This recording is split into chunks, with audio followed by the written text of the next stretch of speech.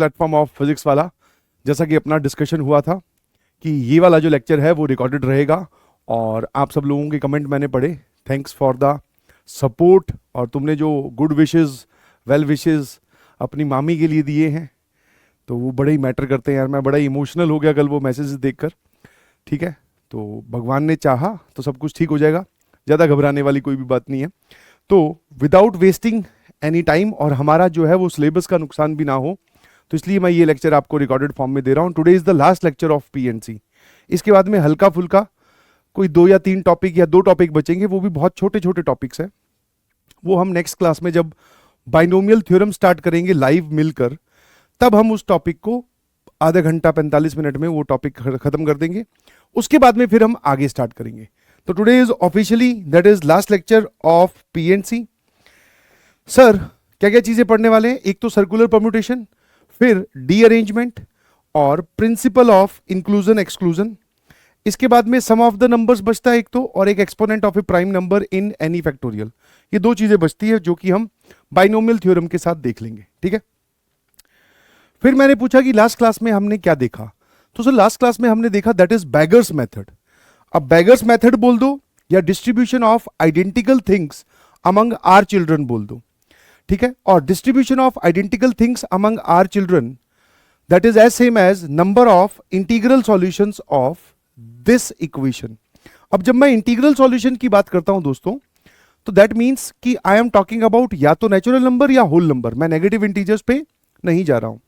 तो सर यहां पर जो ये अमाउंट हमें दिया होता है, दीज आर, आप बोल सकते हो identical coins, n identical coins, या फिर आप बोल सकते हो सर आइडेंटिकल थिंग्स। ठीक है, टोटल आपके पास में यहां लिखा हुआ अमाउंट जो है वो आइडेंटिकल कॉइन्स को डिनोट करता है या आइडेंटिकल थिंग्स को डिनोट करता है। और x1 x2 x3 ये टोटल आपके पास में आर चिल्ड्रंस आप बोल दीजिए, या फिर सर आप इसको आर बैगर्स बोल दीजिए। ठीक है, हाँ है ना। तो अब आपको ये एन आइडेंटिकल चीजें इन आर बैगर्स में या आर बच्चों में इस तरीके से बांटनी है कि x1 x2 x3 xr की जो वैल्यू होगी वो नेचुरल नंबर होगी, मतलब किसी की भी वैल्यू 0 नहीं होगी। इसको अगर हम फिजिकल सिनेरियो से रिलेट करें, दैट मींस कि कोई भी बैगर या कोई भी बच्चा खाली नहीं रहेगा, क्योंकि आप किसी भी हर एक की वैल्यू अगर नेचुरल नंबर अलॉट करोगे तो मतलब सर सबकी कुछ ना कुछ वैल्यू है, 0 तो किसी की भी नहीं है, क्योंकि we are dealing with natural numbers. तो इसका जो आंसर आता है सर वो आता है n-1 CR-1। ठीक है, और अगर उसी में ही इन सभी की वैल्यूज होल नंबर हो, होल नंबर, दैट मींस किसी की भी वैल्यू 0 हो सकती है। सर हमें सारे के सारे कॉइन्स बांटने हैं, but in this case you can say कि सर किसी की भी वैल्यू 0 हो सकती है, मतलब कोई बच्चा खाली भी रह सकता है। हमने सारे के सारे कॉइन्स उठा के एक बच्चे को दे दिए तो वो केस भी चलेगा। ठीक है, हाँ ना। अब कुछ बच्चे बोल रहे सर हमें कंफ्यूजन हो रहा है, कब ये लगाना है कब ये लगाना है। तो भाई देख ना कि जो सॉल्यूशन तुझसे या जो इक्वेशन पूछी गई है उसमें जो वेरिएबल्स हैं उनकी वैल्यू अगर पॉजिटिव इंटीजर्स है या नेचुरल नंबर है तो ये वाली वैल्यू लगेगी, और किसी की भी वैल्यू अगर 0 हो सकती है तो ये वाला आंसर लगेगा। तो इसमें क्या आता है सर n+r-1 CR-1। ठीक है, इसको ऑल पॉसिबल डिस्ट्रीब्यूशन भी बोलते हैं, टोटल पॉसिबल डिस्ट्रीब्यूशन भी बोलते हैं, क्योंकि टोटल पॉसिबल मतलब कि हमने सब तरीके से बांट दिए, जिसमें कोई बच्चा खाली रह रहा है दैट इज ऑल्सो अलाउड। ठीक है, तो दिस इज द सिनेरियो जो कि हमने लास्ट क्लास में देखा। अब इसके बेसिस पर सर हम कई चीजें और भी सॉल्व कर सकते हैं, है ना। जैसे एक तो ये वाला सवाल मैंने आपको होमवर्क दिया था, बढ़िया सवाल है। अगर मैं इसके नंबर ऑफ सॉल्यूशंस की बात करूं और x और y नेचुरल नंबर है, तो पहले मैंने क्या किया, इसका एलसीएम लिया, तो ये आ जाएगा सर 2y और ये आ जाएगा 5x। डिनोमिनेटर में जो xy आएगा इसको इधर भेज दिया, और यहां पर रहा सर 3। अब इसको इधर भेजोगे sir, this is 6y plus 15x और बराबर सर xy। सारी टर्म्स को एक तरफ ले आओ, 6y plus 15x minus xy बराबर 0। अब एक चीज मुझे बताओ कि किसी में से भी, चाहो तो इन दोनों में से x कॉमन ले लो, चाहो तो इन दोनों में से y कॉमन ले लो, कुछ भी लेकर आप सोच सकते हैं। जैसे फॉर एग्जांपल मैंने इन दोनों में से अगर y कॉमन लिया तो सर ये आएगा 6 माइनस x, हाँ है ना, और यहां बच गया सर आपके पास में ये 15x एज इट इज। तो मैंने कहा यार यहां माइनस के बाद में कौन सा कांस्टेंट रखूं, कौन सा कांस्टेंट रखूं कि 15 कॉमन लेने के बाद में ये वाला फैक्टर दिखाई दे। मतलब यू आर सेइंग अस कि 15x को मैं ऐसा बनाना चाह रहा हूं, क्या 6 माइनस एक्स इंटू समथिंग। तो सर x का कोफिशिएंट 15 है तो पक्का 15 कॉमन लोगे, तो सर ये कितना आ जाएगा 15 इंटू 6 दैट इज 90 और माइनस 15x हो जाएगा। तो अगर ये वाला फैक्टर इसके बगल में बनता है, ये वाला फैक्टर अगर इसके बगल में बनता है तो मैं 15 कॉमन लूंगा तो 6 माइनस एक्स वाला फैक्टर बन जाएगा, है ना। अब सर यहां पर 15x तो नेगेटिव का है बट वहां पॉजिटिव है, तो हमने क्या किया, इसमें से माइनस 90 इधर कर दिया और यहां पर भी माइनस 90 कर दिया। कोई दिक्कत वाली बात तो नहीं है। इन दोनों में से जब मैं 15 कॉमन लेता हूं तो सर ये आ जाएगा x माइनस 6 और ये लिखा हुआ है sir that is y into 6 minus, या फिर इसको भी x माइनस 6 लिख लो। तो जब आप इसको x माइनस 6 लिखोगे एक नेगेटिव साइन बाहर आ जाएगा बराबर माइनस 90। ठीक है भाई। अब जरा देखना कि अगर मैं ये वाला फैक्टर जो है ये कॉमन ले लेता हूं लेफ्ट साइड से, तो x माइनस 6 कॉमन लिया, ये पॉजिटिव वाला फैक्टर पहले लिख रहा हूं और ये वाला फैक्टर माइनस y यहां लिख रहा हूं और ये वाली वैल्यू है सर माइनस 90 के बराबर। अब इसमें से एक नेगेटिव साइन कॉमन लो, 15 माइनस y को y माइनस 15 भी लिख सकते हो। वो जो नेगेटिव साइन कॉमन लिया सर वो यहां चला गया, ये और ये कैंसिल हो गया। मतलब sir this equation is as same as this equation. बस अपना अल्टीमेट एम था इसको यहां पहुंचाना, बस और कुछ नहीं करना था भाई। मतलब उस लिखी हुई इक्वेशन को अगर आप ऐसे लिख लेते हो तो गेम खत्म। ठीक है, हाँ है ना। और कुछ बच्चे बोलेंगे कि सर हम तो इन दोनों में से अगर, मतलब इसमें ऐसा भी कुछ बच्चा सोच सकता है कि आपने बोला ना इन दोनों में से भी एक्स कॉमन ले सकते हैं, तो भी कोई दिक्कत नहीं है, सेम आंसर आएगा। इन दोनों में से अगर मैं x कॉमन लूं तो यहां बच रहा है 15 माइनस वाई।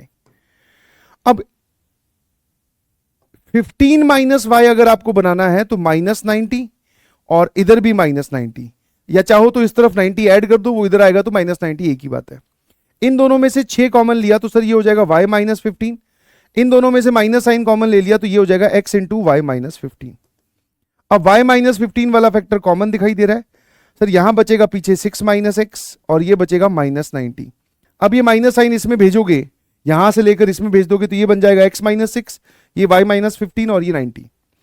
अब सर 90 की प्राइम फैक्टराइजेशन कर लीजिए, क्योंकि अब ये क्वेश्चन और कुछ नहीं, this is as same as, मान लो मैं आपसे ये वाला सवाल जो पूछ चुका हूं ऑलरेडी कि 90 की फैक्टराइजेशन क्या हो जाएगी sir, that is 3 into 3 into 5 into 2, यही हो जाएगी। दैट मीन्स 2 की पावर 1, 3 की पावर 2 और 5 की पावर 1। ऐसा क्वेश्चन आप ऑलरेडी कर चुके हैं कि x इंटू वाई या a इंटू बी, इसके total number of integral solutions बताओ और साथ में a और b नेचुरल नंबर होने चाहिए। तो 2 को बांटने के कितने तरीके हैं, हमारे पास में कितने 2s है, तो सर 2 एक ही है, इसको इन दोनों में बांटने के 2 तरीके। Number of ways of distributing 2 is 2, क्यों, या तो 2 a को दे दो या 2 b को दे दो। अब ये 3 बांटने के कितने तरीके हैं, 3 आपके पास में है कितने सर 2, तो a और b में 2 3 बांटने के तरीके, दोनों 3 a को दे दो, इसको कुछ मत दो, फिर दोनों 3 इसको दे दो, इसको कुछ मत दो, और एक 3 इसको दे दो, एक 3 इसको दे दो। तो इसको 3 को बांटने के तरीके a और b में दैट इज 3, और 5 एक ही है, इन दोनों में बांटने का तरीका या तो a को दे दो या b को दे दो, दैट इज दिस। तो सर ये हमारा आंसर हो गया, दैट इज ये वाली वैल्यू फाइनल कहलाएगी। अब सर ये इसके बराबर कैसे है, मैं कहा सेम ही तो है, सेम ही तो है ना। यही आपका एफ एन एफ है भाई, this is your F N F. ठीक है, हाँ that is 12 is our F N F.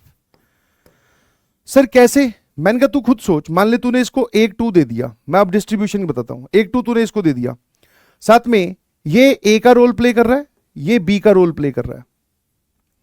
तूने अगर 1 2 इसको दिया, अब बारी आई 3 की, 1 3 इसको दे दिया और 1 3 इसको दे दिया, और सर फिर बचा 5, तो 5 चलो इसको दे देते हैं, वैसे तो किसी को भी दे दो कोई फर्क नहीं पड़ता। दैट मीन्स ये चीज ये बोल रही है कि x माइनस 6 की वैल्यू 6 है एंड y माइनस 15 की वैल्यू 15 है। तो मतलब सर x की वैल्यू 12 है और y की वैल्यू 30 है। तो हमारे पास में सर एक सॉल्यूशन आ गया, x 12 and y 30 is satisfying this. चाहो तो आप रुक के देख लो। फिर सर ऐसा भी हो सकता है कि हम 1 2 और दोनों 3 इसको दे दें और 1 5 इसको दें, तो मैंने कहा वो भी कोई दिक्कत नहीं है। दैट मीन्स x माइनस 6 किसके बराबर आ गया सर? ये आ गया 9 इंटू 2 दैट इज 18, और y माइनस 15 किसके बराबर आ गया सर? That is 5। तो इस केस में y की वैल्यू 20 आ जाएगी और x की वैल्यू सर 18 और 6 24 आ जाएगी।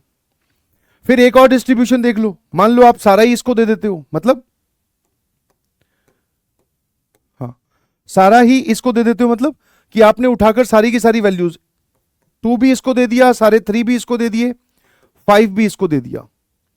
तो मतलब सर इसको हमने कुछ नहीं दिया, इसके पास क्या है? 2 की पावर 0, 3 की पावर 0, 5 की पावर 0, दैट मीन्स इसको कुछ नहीं मिला। अब ये मत सोचना कि सर आपने तो इसको 1 दे दिया, मैंने इसको 2 की पावर 0 दिया है, 2 का कोई अमाउंट नहीं दिया, तो 2 की पावर 0, 3 का कोई अमाउंट नहीं दिया, 3 की पावर 0, 5 का कोई अमाउंट नहीं दिया, दैट इज 5 की पावर 0। दैट मीन्स सर इसके पास कुछ नहीं पहुंचा, तो हम 1 कंसीडर करेंगे। समझ गए? 1 क्यों? ताकि इन दोनों का मल्टीप्लीकेशन 90 आ जाए। तो इस केस में क्या हो जाएगा सर? x माइनस 6, ये वाली पूरी वैल्यू कितनी आ गई सर? ये आ गई 90, और y माइनस 15 ये वाली वैल्यू हो जाएगी 1। तो सर यहां से y की वैल्यू आ गई 16 और यहां से x की वैल्यू आ गई सर 96। तो ये भी इसका सॉल्यूशन है, आप चाहो तो उसमें रख के देख लो। तो the number of solution basically इस इक्वेशन के और इस इक्वेशन के सेम है, बस इस इक्वेशन को आपको ऐसे रीराइट करना था। तो बढ़िया सवाल है सर, ध्यान रखेंगे। फिर हमारे पास में एक चैलेंजर क्वेश्चन आता है जो कि प्रिंसिपल ऑफ इंक्लूजन एक्सक्लूजन से सॉल्व होने वाला है।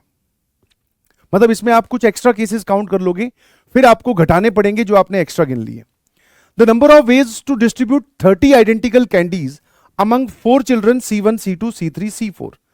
तो C1, C2, C3 और C4 के अंदर हमें 30 कैंडीज बांटनी है। मतलब नंबर ऑफ चिल्ड्रन 4 हैं और आइडेंटिकल कैंडीज हमारे पास में n जो होती है वो 30 है। अब यहां पर क्या हो रहा है दोस्तों, लोअर जितने भी हमने लास्ट क्लास में क्वेश्चन सॉल्व किए थे उन सभी में लोअर लिमिट दे रखी थी। मतलब ये जो बच्चे थे, ये जो भिखारी थे, ये बोल रहे थे मैं कम से कम इतनी लूंगा, कम से कम इतनी लूंगा, मतलब मिनिमम मुझे इतनी चाहिए। किसी ने भी मैक्सिमम वाली कंडीशन नहीं लगाई थी कि सर मैं ज्यादा से ज्यादा इतनी लूंगा।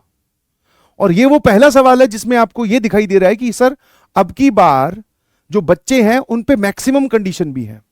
कैसे दे रखा है? ये 30 कैंडीज इन 4 बच्चों में बांटनी है C2 such that C2 receives at least 4 and at most 7। मतलब C2 जो है वो ज्यादा से ज्यादा 7 कैंडीज और कम से कम 4 कैंडीज। तो सर लोअर लिमिट वाले सवाल तो हमने किए थे, बट अब की बार अपर लिमिट भी आ गई कि इससे ऊपर भी नहीं जाना है। मतलब ऐसा नहीं है कि बांटते वक्त आप C2 को 10 कैंडीज दे दो, वो नहीं चलेगा। Similarly C3 receives at least 2 and at most 6 candies. C3 जो है वो कम से कम 2 और ज्यादा से ज्यादा 6 कैंडीज रिसीव करेगा। Sir what about C1, C4? तो भाई उसके बारे में कंडीशन में कुछ नहीं दे रखा कि इसको कम से कम मिनिमम 1 देना कि 2 देना, कुछ नहीं दे रखा। तो सर जब कुछ नहीं दिया होता तो क्या सोचते हैं? All possible cases. All possible cases में क्या आएगा सर? C1, C4 खाली भी रह सकते हैं। तो मतलब सर इनकी जो वैल्यू है that is greater than equal to 0 और इनकी वैल्यू भी ग्रेटर देन इक्वल टू 0। क्या ये केस समझ में आता है?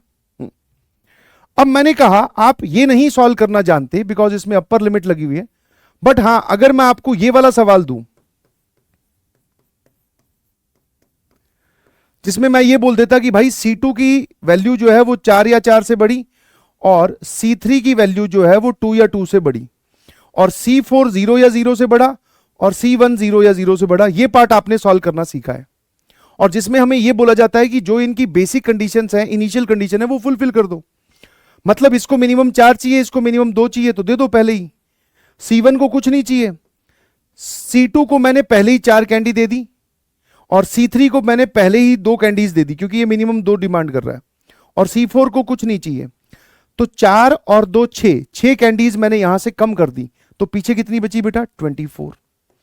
अब सर इसके ऑल पॉसिबल सॉल्यूशंस लिख दो, मतलब होल नंबर वाले। क्यों? क्योंकि इसको 0 चलेगा, इसको भी 0 चलेगा। और अगर मान लो इनको आपने कुछ नहीं दी, ऑल पॉसिबल सॉल्यूशंस में क्या होता है कि आप 0 डिस्ट्रीब्यूशन भी काउंट करते हो, किसी की वैल्यू 0 हो जाए। अगर आपने इसको कुछ भी नहीं दी तो भी कोई दिक्कत नहीं है सर, इसकी मिनिमम वैल्यू आप ऑलरेडी सेटिस्फाई कर चुके हैं, 4 कैंडी वो लिए बैठा है। तो सर यहां पर हमारे पास में ऑल पॉसिबल डिस्ट्रीब्यूशंस कितना आ जाएगा? तो sir that is n 24 plus number of beggars r 4, n plus r minus 1 C r minus 1।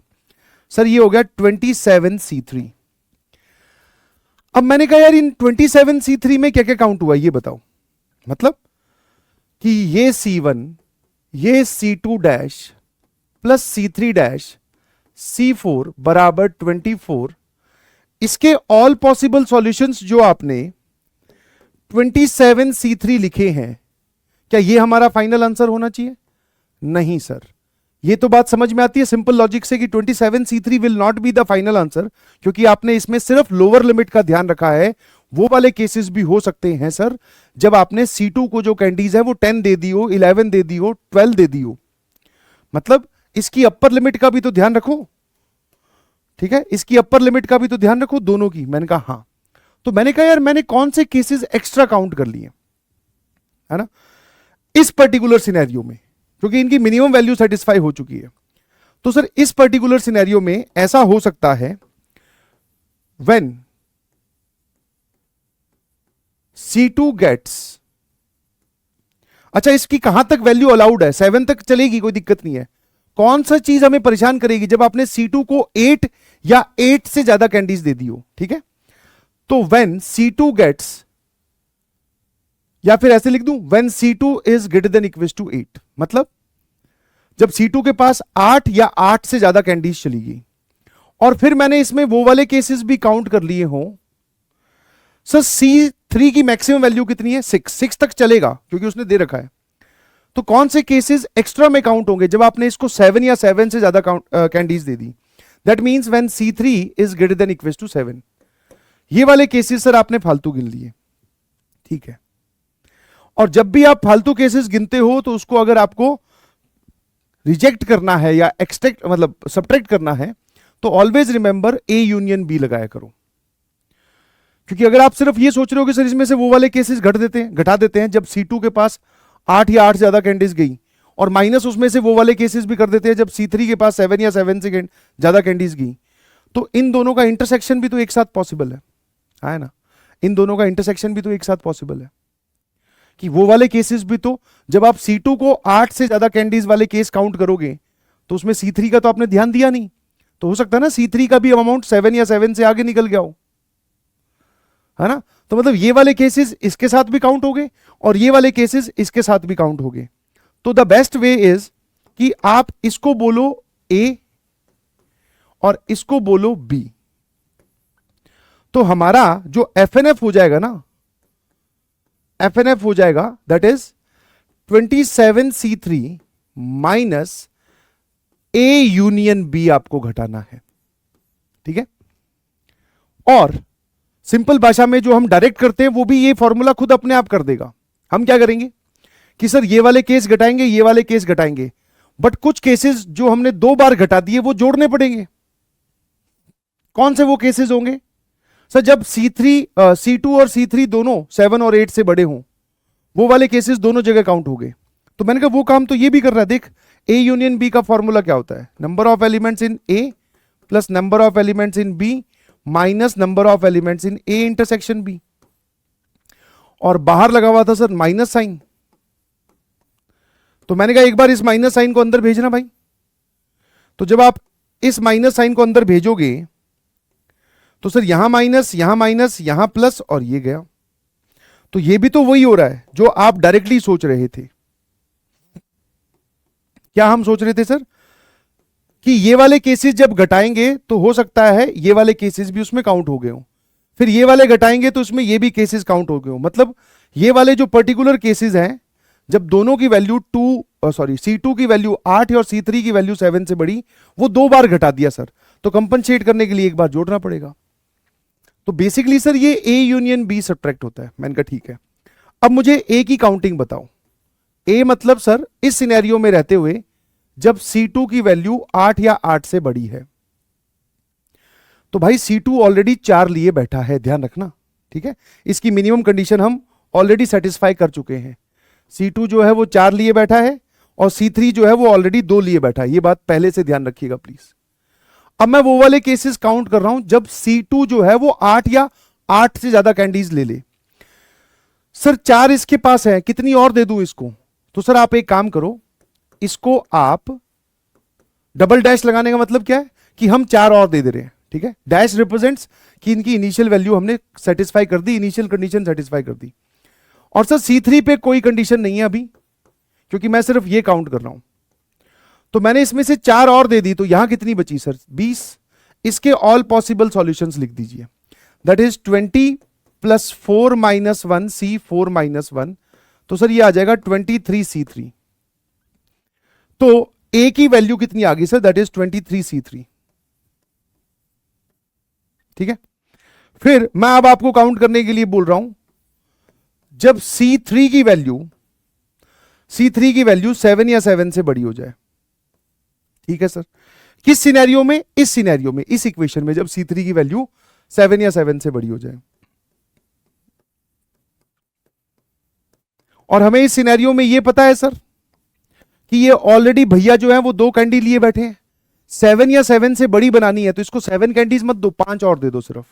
तो इसमें से 5 और दे दूंगा अगर मैं, तो यहां कितनी बचेगी सर? 15। और यहां पर लगा दिया ये डबल डैश। इसके all possible solution that is n plus r minus 1 C r minus 1, that is sir 18 C3, है ना। यहां पर कितनी थी? 24 थी भाई, रुकना, यहां पर थी 24, क्योंकि इस सिनेरियो की बात कर रहा हूं। इसमें से 5 और दी मैंने इसको, तो 5 और देने के बाद में सर यहां बची 19। और अगर यहां 19 बची है तो सर हमारा आंसर आएगा 19 प्लस 4 माइनस 1 C4 माइनस 1, 19 और 3 22 C3, 22 C3। तो सर इसकी वैल्यू आ गई 22 C3,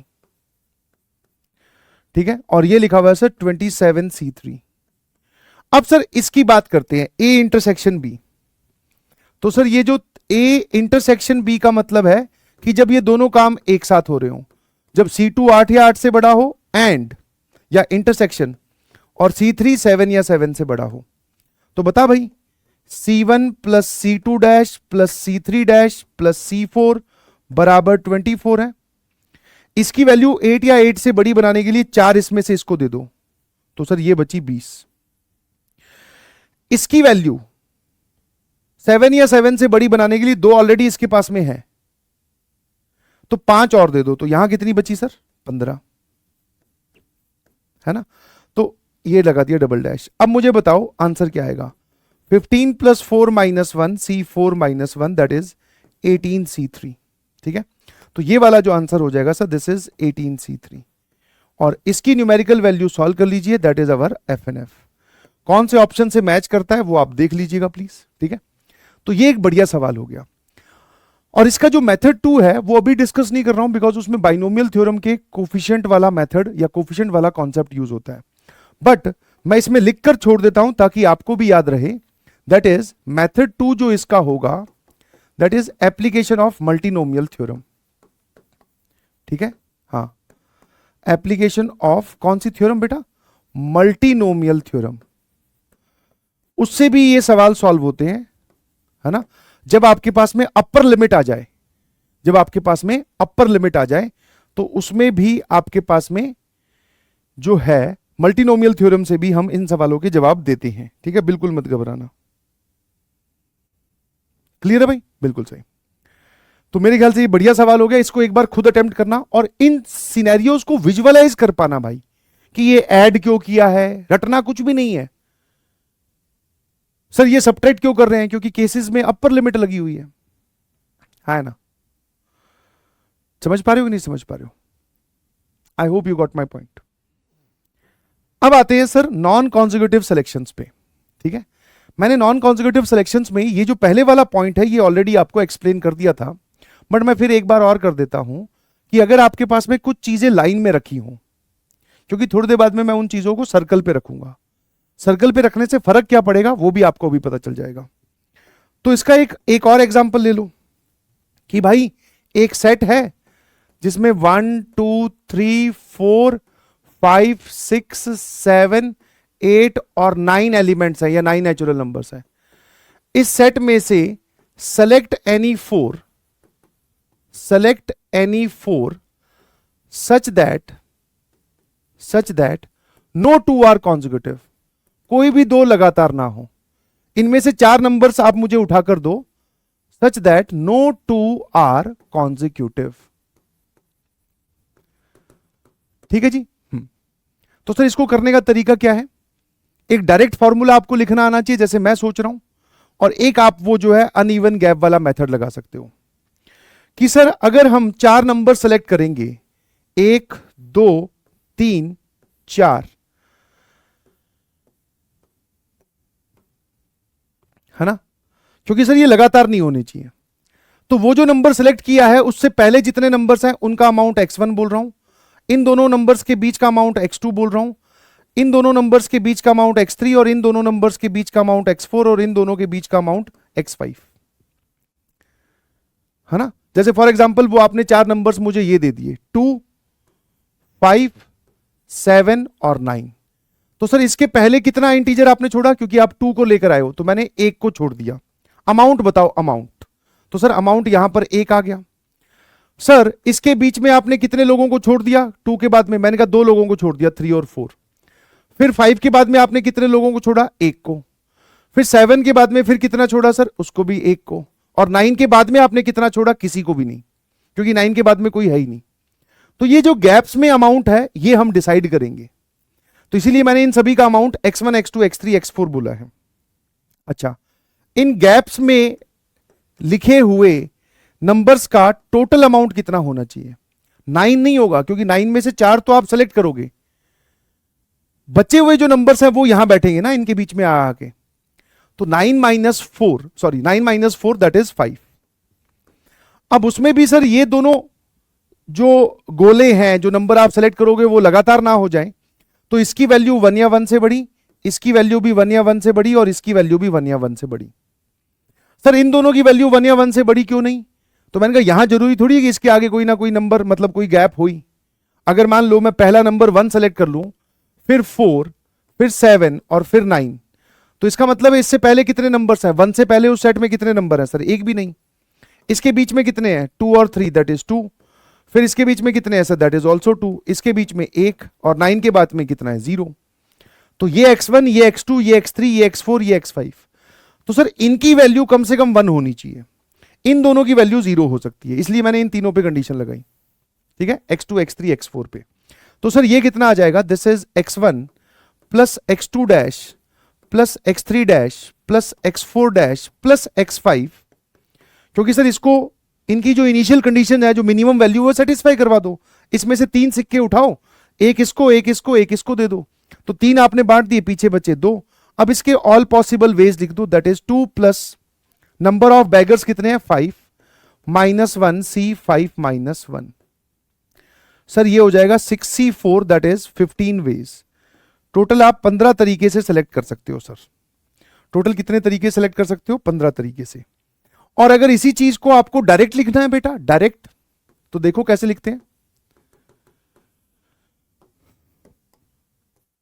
टोटल जितनी चीजें अवेलेबल है उसमें से जितनी सेलेक्ट करनी है, जितनी सेलेक्ट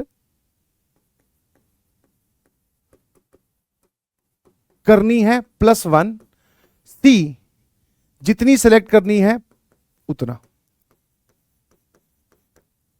जितनी सेलेक्ट करनी है। ये डायरेक्ट फॉर्मूला होता है।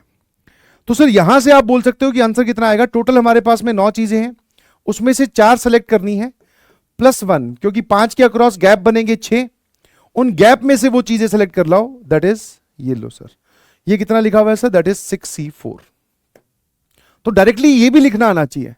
हर बार आप इसके ऊपर भागो तो गड़बड़ है ना भाई, है ना, हर बार आप इस पे भागो तो गड़बड़ है।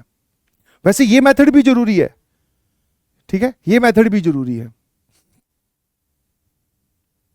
समझ पा रहे हो कि नहीं समझ पा रहे हो? है ना। अब ये मेथड क्यों जरूरी है, इसके लिए एक एग्जांपल और देख लो फटाफट। मान लो मैं आपको बोलूं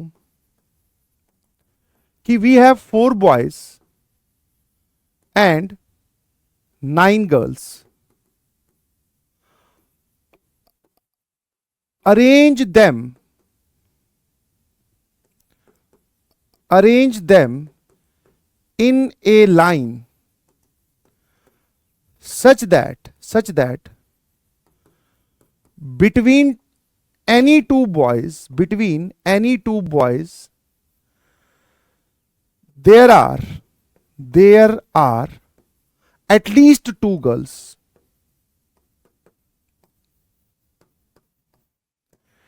इनको 4 बॉयज और 9 लड़कियों को एक लाइन में बिठाओ इस तरीके से,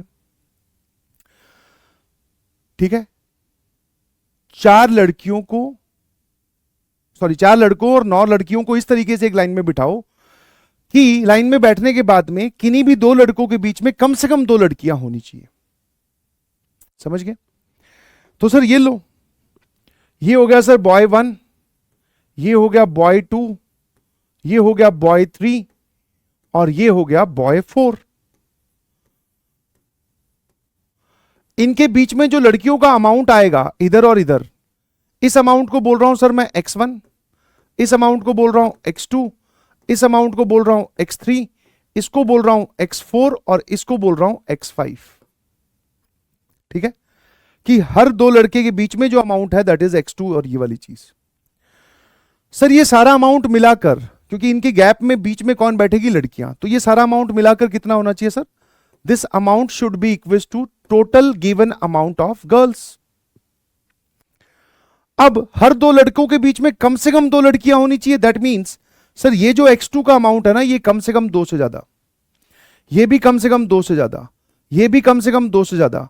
अब x5 और x1 पे कोई कंडीशन नहीं है, क्योंकि हो सकता है सर लाइन की शुरुआत लड़के से हो जाए। ये लो, आपने इसके बीच में G1, G2, G3 बिठा दी, फिर यहां पर आपने B2 बिठा दिया, फिर यहां पे G4, G5 बिठा दी, फिर आपने यहां पर B3 बिठा दिया, फिर G6, G7 और G8 बिठा दिया, यहां पे B4 और यहां पर G9। ये लो, तो सर इससे पहले कितनी लड़कियां बैठी हैं? 0। तो ये वाला अमाउंट तो 0 हो सकता है, बट हां इन दोनों के बीच में ये अमाउंट जो है 2 या 2 से बड़ा होना चाहिए। तो सर लो, मेरे ख्याल से आप समझ गए, है ना? Example is the best way. तो सर इसको हम क्या बोलेंगे? This is x1 plus x2 dash plus x3 dash plus x4 dash plus x5 बराबर 9। अब 9 नहीं आएगा क्योंकि 9 में से 2, 2, 4 और 2, 6 वो गैप्स में या वो अमाउंट मैं इनको ऑलरेडी दे चुका हूं इन बैगर्स को। तो 9 में से 6 गए, कितने बचे? 3। अब इसके ऑल पॉसिबल सॉल्यूशन लिख दो। 3 प्लस बैगर्स कितने हैं? 5 माइनस 1 C5 माइनस 1। सर ये हो गया 7C4, है ना? 7C4, क्या ये हमारा आंसर है? सर लाइन में बैठाना है। अब तक सिर्फ अमाउंट डिसाइड हुआ है कि किस, मतलब कहां कहां पर लड़कियां कितनी आएंगी, सिर्फ वो डिसाइड हुआ है। अभी बैठने वाला काम मतलब arrange them in A line, arrangement हुई कहां? आपने सिर्फ ये नक्की किया है, जैसे इसका एक सॉल्यूशन की बात करूं अगर मैं, कि भाई B1, B2, B3, B4 इसका एक सॉल्यूशन लिख दो। तो आपने बोला सर यहां पर एक लड़की, मान लेते हैं एक सॉल्यूशन में से कम 2 से ज्यादा, तो यहां पर 3 लड़कियां, यहां पर 3 लड़कियां, 6 और 1 7, और यहां पर 2 लड़कियां और यहां पर एक भी लड़की नहीं। तो अभी तो अमाउंट डिसाइड हुआ है, अभी अरेंजमेंट तो हुआ ही नहीं है ना। क्या ये बॉयज अपने सीट्स पे अरेंज नहीं हो सकते? हाँ है ना सर, बिल्कुल हो सकते हैं। तो अब मैं FNF लिख रहा हूं, ध्यान से देखना भाई। So that is 7C4, amount decide हो गया according to given condition. Boys अपनी सीट्स पे अरेंज हो सकते हैं 4 फैक्टोरियल तरीके से, और लड़कियों को अरेंज करने का तरीका, क्योंकि टोटल 9 लड़कियां बैठेगी ना, टोटल 9 लड़कियां बैठने वाली हैं, तो दैट मींस 2 आप इसके बीच में बिठाओगे, 3 आप इसके बीच में बिठाओगे, 3 आप इसके बीच में और 1 यहां। तो ये 9 सीटें नहीं है, और 9 सीटों पे 9 बच्चों को या 9 चीजों को अरेंज करने का तरीका दैट इज 9 फैक्टोरियल। तो अरेंजमेंट वाला कंपोनेंट तो ये है भाई, ये तो सिर्फ गैप अमाउंट डिसाइड हो रहा है कि सर आप कितनी कितनी लड़कियां कहां कहां रखना चाह रहे हो। Please excuse my language, but सवाल की बात ही कुछ ऐसी है। सर 4 और 2 6 और 3 9, ये लो, बट इनकी अरेंजमेंट भी तो करवाओ। तो FNF इज दिस, ठीक है।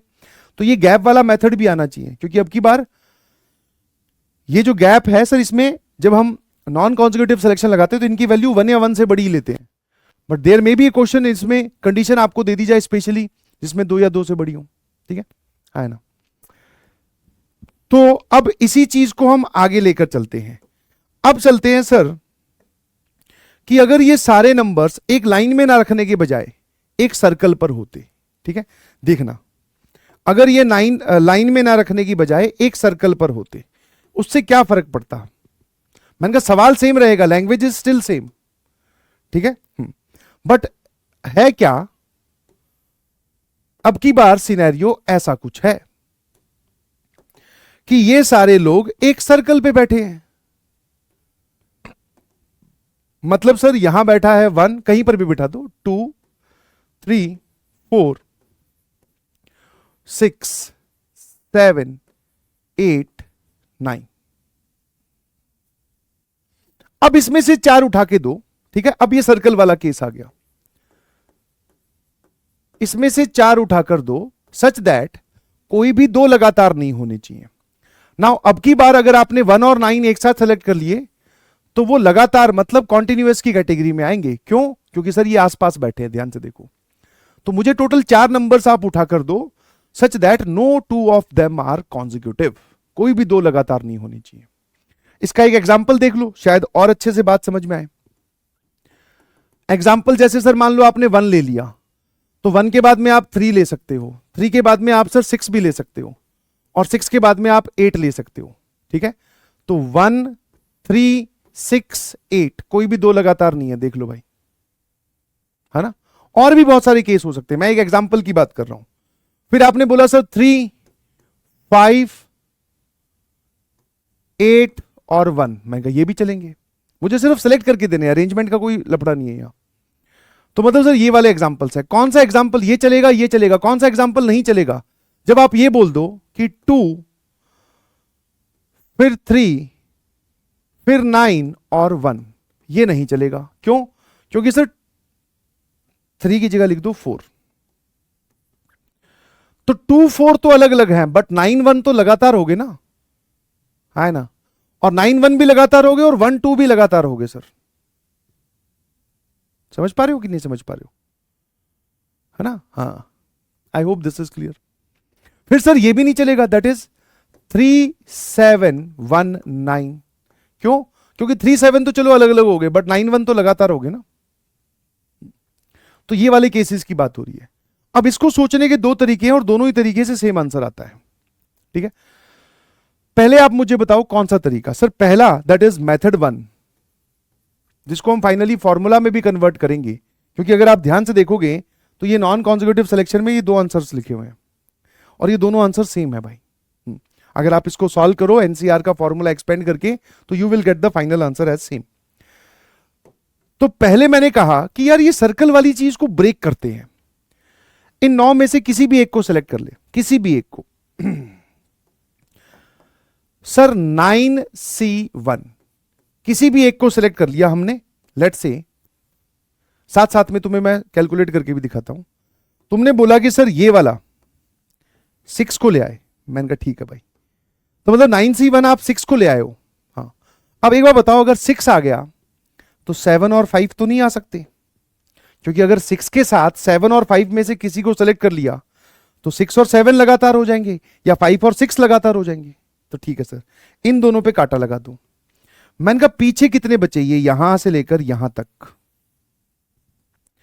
सर टोटल 9 लोग थे, 3 हट गए, एक तो आपने सेलेक्ट कर लिया, ये 2 बेचारे कंडीशन की वजह से हट गए, पीछे बचे सर ये 6।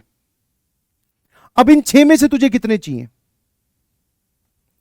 सर टोटल चाहिए थे 4, एक आप ले चुके हो, 3 और चाहिए, तो इन 6 में से 3 चाहिए।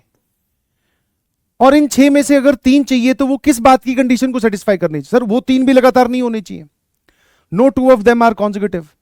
तो मैंने कहा देख, अब तो ये एक लाइन में है ना। अब कुछ लोग बोलेंगे सर ये तो एक सर्कल पे है लाइन। लाइन का मतलब होता है कि we have a starting point and a ending point.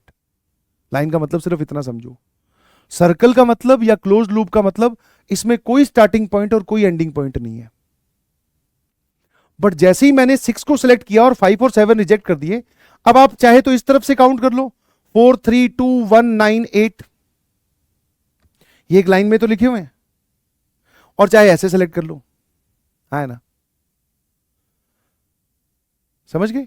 तो सर बेसिकली इन 6 में से 3 चाहिए, such that no two of them are consecutive. तो 6 में से 3 घटा दिए। अब मैं ये वाला डायरेक्ट फॉर्मूला लगा रहा हूं, ये वाला जितने चाहिए, क्योंकि लाइन के लिए हमारे पास में फॉर्मूला है सर। तो 6 में से 3 घटा दिए, +1 C3, है ना? तो सर मान लेते हैं आपने इन तीनों में से, इन 6 में से कोई 3 और ले लिए। कौन कौन से? एक 9 ले लिया, एक 2 ले लिया और एक 4 ले लिया। तो सर हमारे पास में 6 9 2 4 ये वाला सिलेक्शन आ गया। ठीक है भाई, बट इसमें एक ओवर काउंटिंग हुई है, क्योंकि जब आपने बोला ना कि इन 9 में से कोई एक लेना है, तो सर पहली बार में 6 सेलेक्ट हुआ, हो सकता है पहली बार में 2 सेलेक्ट हुआ हो। आ जाओ देखना जरा कि ऐसा भी तो हो सकता है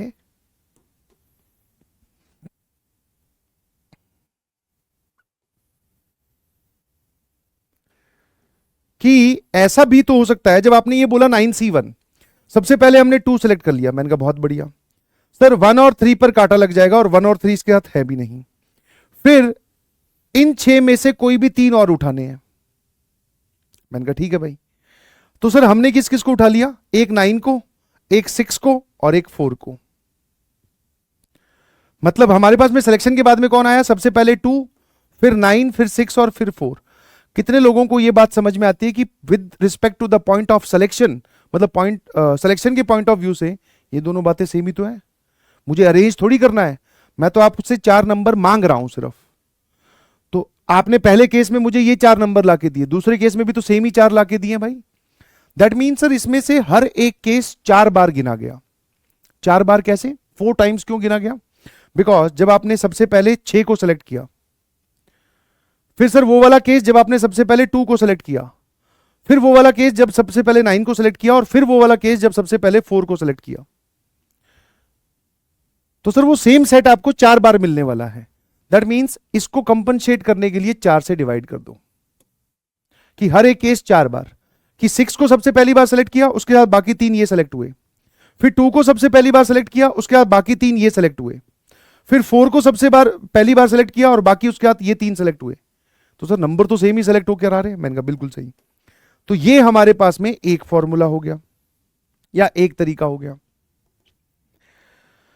फिर दूसरा आता हूं कि सर्कल और लाइन में डिफरेंस क्या है, मतलब मेथड 2 जरा देखना, ये भी बच्चों को बहुत अच्छा लगता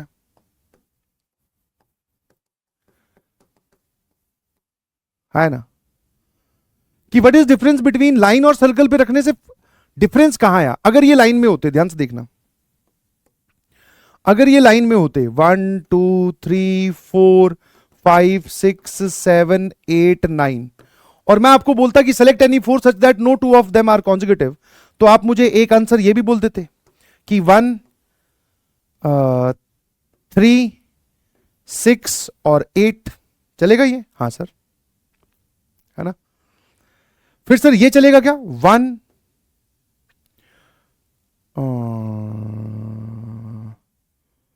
3 7 और 9, हाँ सर ये भी चलेगा, क्योंकि 1 3 7 और 9 ये कॉन्जिक्यूटिव नहीं है। और सोचो कि ऐसे कौन से सिलेक्शन है जो हम लीनियर के लिए लिख रहे हैं बट वो सर्कल में वैलिड नहीं है।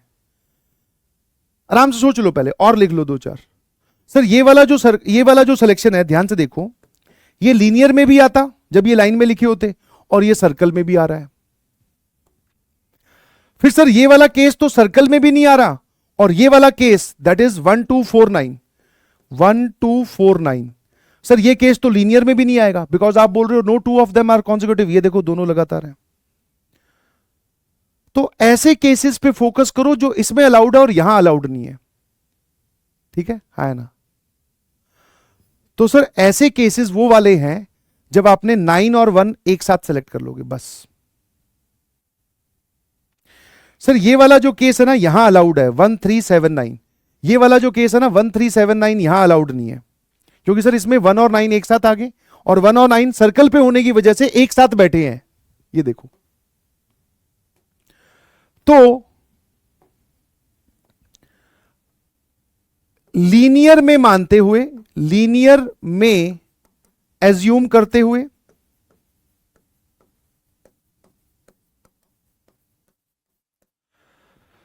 माइनस जब आपने लीनियर में एज्यूम किया तो व्हेन एंड पॉइंट्स मतलब 1 and 9 सेलेक्टेड टुगेदर। इसमें से सिर्फ वो वाले केस घटा दो जब 1 और 9 एक साथ आ गए हों, क्योंकि सर 1 और 9 सर्कल पे बैठे हैं तो इसलिए एक साथ नहीं आ सकते अब, क्योंकि वो दोनों कॉन्जिक्यूटिव है। तो मैंने कहा ठीक है भाई, तो सर लीनियर में मानते हुए अगर मुझे 4 लोग सेलेक्ट करने हैं, 9 एक लाइन में बैठे हैं, तो 9 - 4 + 1 C4, ये तो इसको लाइन में मानते हुए, माइनस अब वो वाले केसेस जब एंड पॉइंट सेलेक्ट हो गए हों, इनमें से ही वो वाले केसेस जब एंड पॉइंट सेलेक्ट हो गए हों, तो आजा भाई, एंड पॉइंट सेलेक्ट हो गए हो मतलब सर 1 2 3 4 5 6 7 8 9। अब मैं उन 4 लोगों के सिलेक्शन की बात कर रहा हूं जिसमें से एक 1 होगा और एक 9 होगा, तो ये दोनों सेलेक्ट हो चुके हैं। और हम बात कर रहे हैं नॉन कॉन्जिक्यूटिव की, तो 2 सेलेक्ट नहीं हो सकता और 8 नहीं हो सकता, क्योंकि 9 और 1 हो चुके हैं, ध्यान रखना। क्योंकि सर 9 के साथ जब आपने ये वाले केसेस गिने हैं तो पक्का 9 के साथ 8 तो नहीं लिया होगा, क्योंकि आपने यहां पर नॉन कॉन्जिक्यूटिव लिए हैं। तो 9 और 1 को तो मैं ले गया, तो 2 और 8 बाय डिफॉल्ट पिक्चर से हट गए, क्योंकि अब ये सेलेक्ट नहीं होंगे। अब बचे सर ये वाले, इसमें से कितने और चाहिए? 1 2 3 4 5 है सर, 5 में से सिर्फ 2 और चाहिए, क्योंकि 1 और 9 तो आप ले गए, टोटल आपको 4 ही चाहिए थे। तो इन 5 में से 2 चाहिए, और ये एक लाइन में ही है, तो ये लो सर। ये क्या लिखा हुआ है भाई? ये लिखा हुआ है 6C4 माइनस सर ये कितना लिखा हुआ है, that is 4C2। Sir 6C4 होता है दैट इज 15 माइनस ये होता है 6, सर ये क्या लिखा हुआ है 9 वेज। सर इसको भी कैलकुलेट कर लेते हैं, ये क्या लिखा हुआ है, दिस इज 9 और this is 4C3 whole divided by 4। Sir ये और ये कैंसिल होगा बिकॉज दोनों की वैल्यू 4 होती है, तो आंसर इज 9। आया ना? तो इस बात को ध्यान रखना बस आप।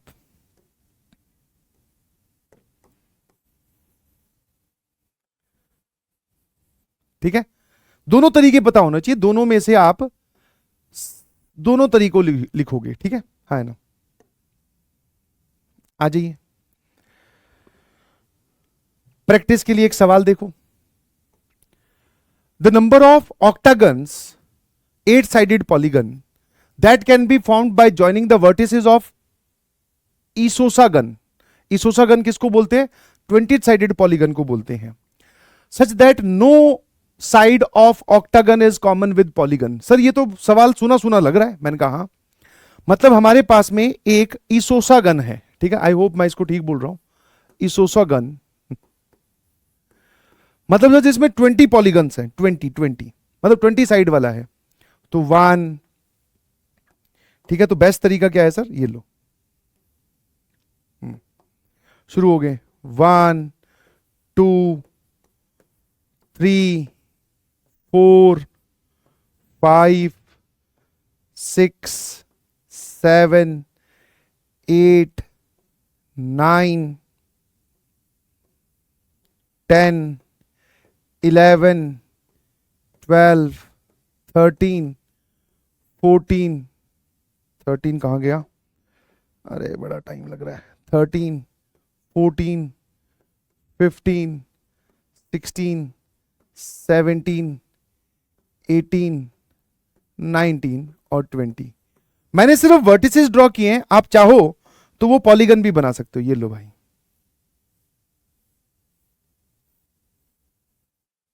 ऐसे करके। ठीक है, तो सर हमारे पास में एक 20-sided पॉलीगन, आई होप आपको दिख रहा होगा, आप विजुअलाइज कर सकते हो कि सर ये एक साइड होगी, फिर ये एक साइड होगी, ये एक साइड होगी, ये एक साइड होगी, ये एक साइड होगी, ये वाली, ये वाली, ये वाली, ये वाली, ये ऐसे करके, है ना? वो आप देख सकते हैं। अब सर इसमें से हमें क्या करना है? एक ऑक्टागन बनाना है, मतलब 8-sided पॉलीगन, और उसकी कोई भी साइड जो है, कोई भी साइड इस isosagaon के साथ कॉमन नहीं होनी चाहिए। तो जैसे जो इस सवाल का जो क्रक्स है कि भाई इस 20 नंबर्स रखे हुए हैं एक सर्कल पे, इनमें से कोई भी 8 सेलेक्ट कर दो, such that no 2 of them are consecutive. अगर आप इस बात को फॉलो करते हो कि no 2 of them are consecutive, तो पक्का सर उस ऑक्टागन की साइड इसोसागन के साथ कॉमन होगी ही नहीं। क्यों? क्योंकि मान लो मैं तुम्हें एक हेक्सागन दे दूं, ठीक है, हाँ है ना, और मैं बोलूं कि मुझे एक ट्रायंगल बनाना है। इस हेक्सागन में 1 2 3 4 5 और 6, मैं बोलूं कि इनके वर्टिसेस को ज्वाइन करके मुझे एक ट्रायंगल बनाना है। उस ट्रायंगल की कोई भी साइड कॉमन नहीं होनी चाहिए इसके साथ। ये सवाल हम ऑलरेडी कर चुके हैं, है ना। Total number of triangles minus एक साइड कॉमन और माइनस 2 साइड्स कॉमन वाले, है ना। तो वहां से भी आप आंसर निकाल सकते हो। वरना आप ये सोचो कि एक साइड कॉमन या 2 साइड कॉमन कब आती है?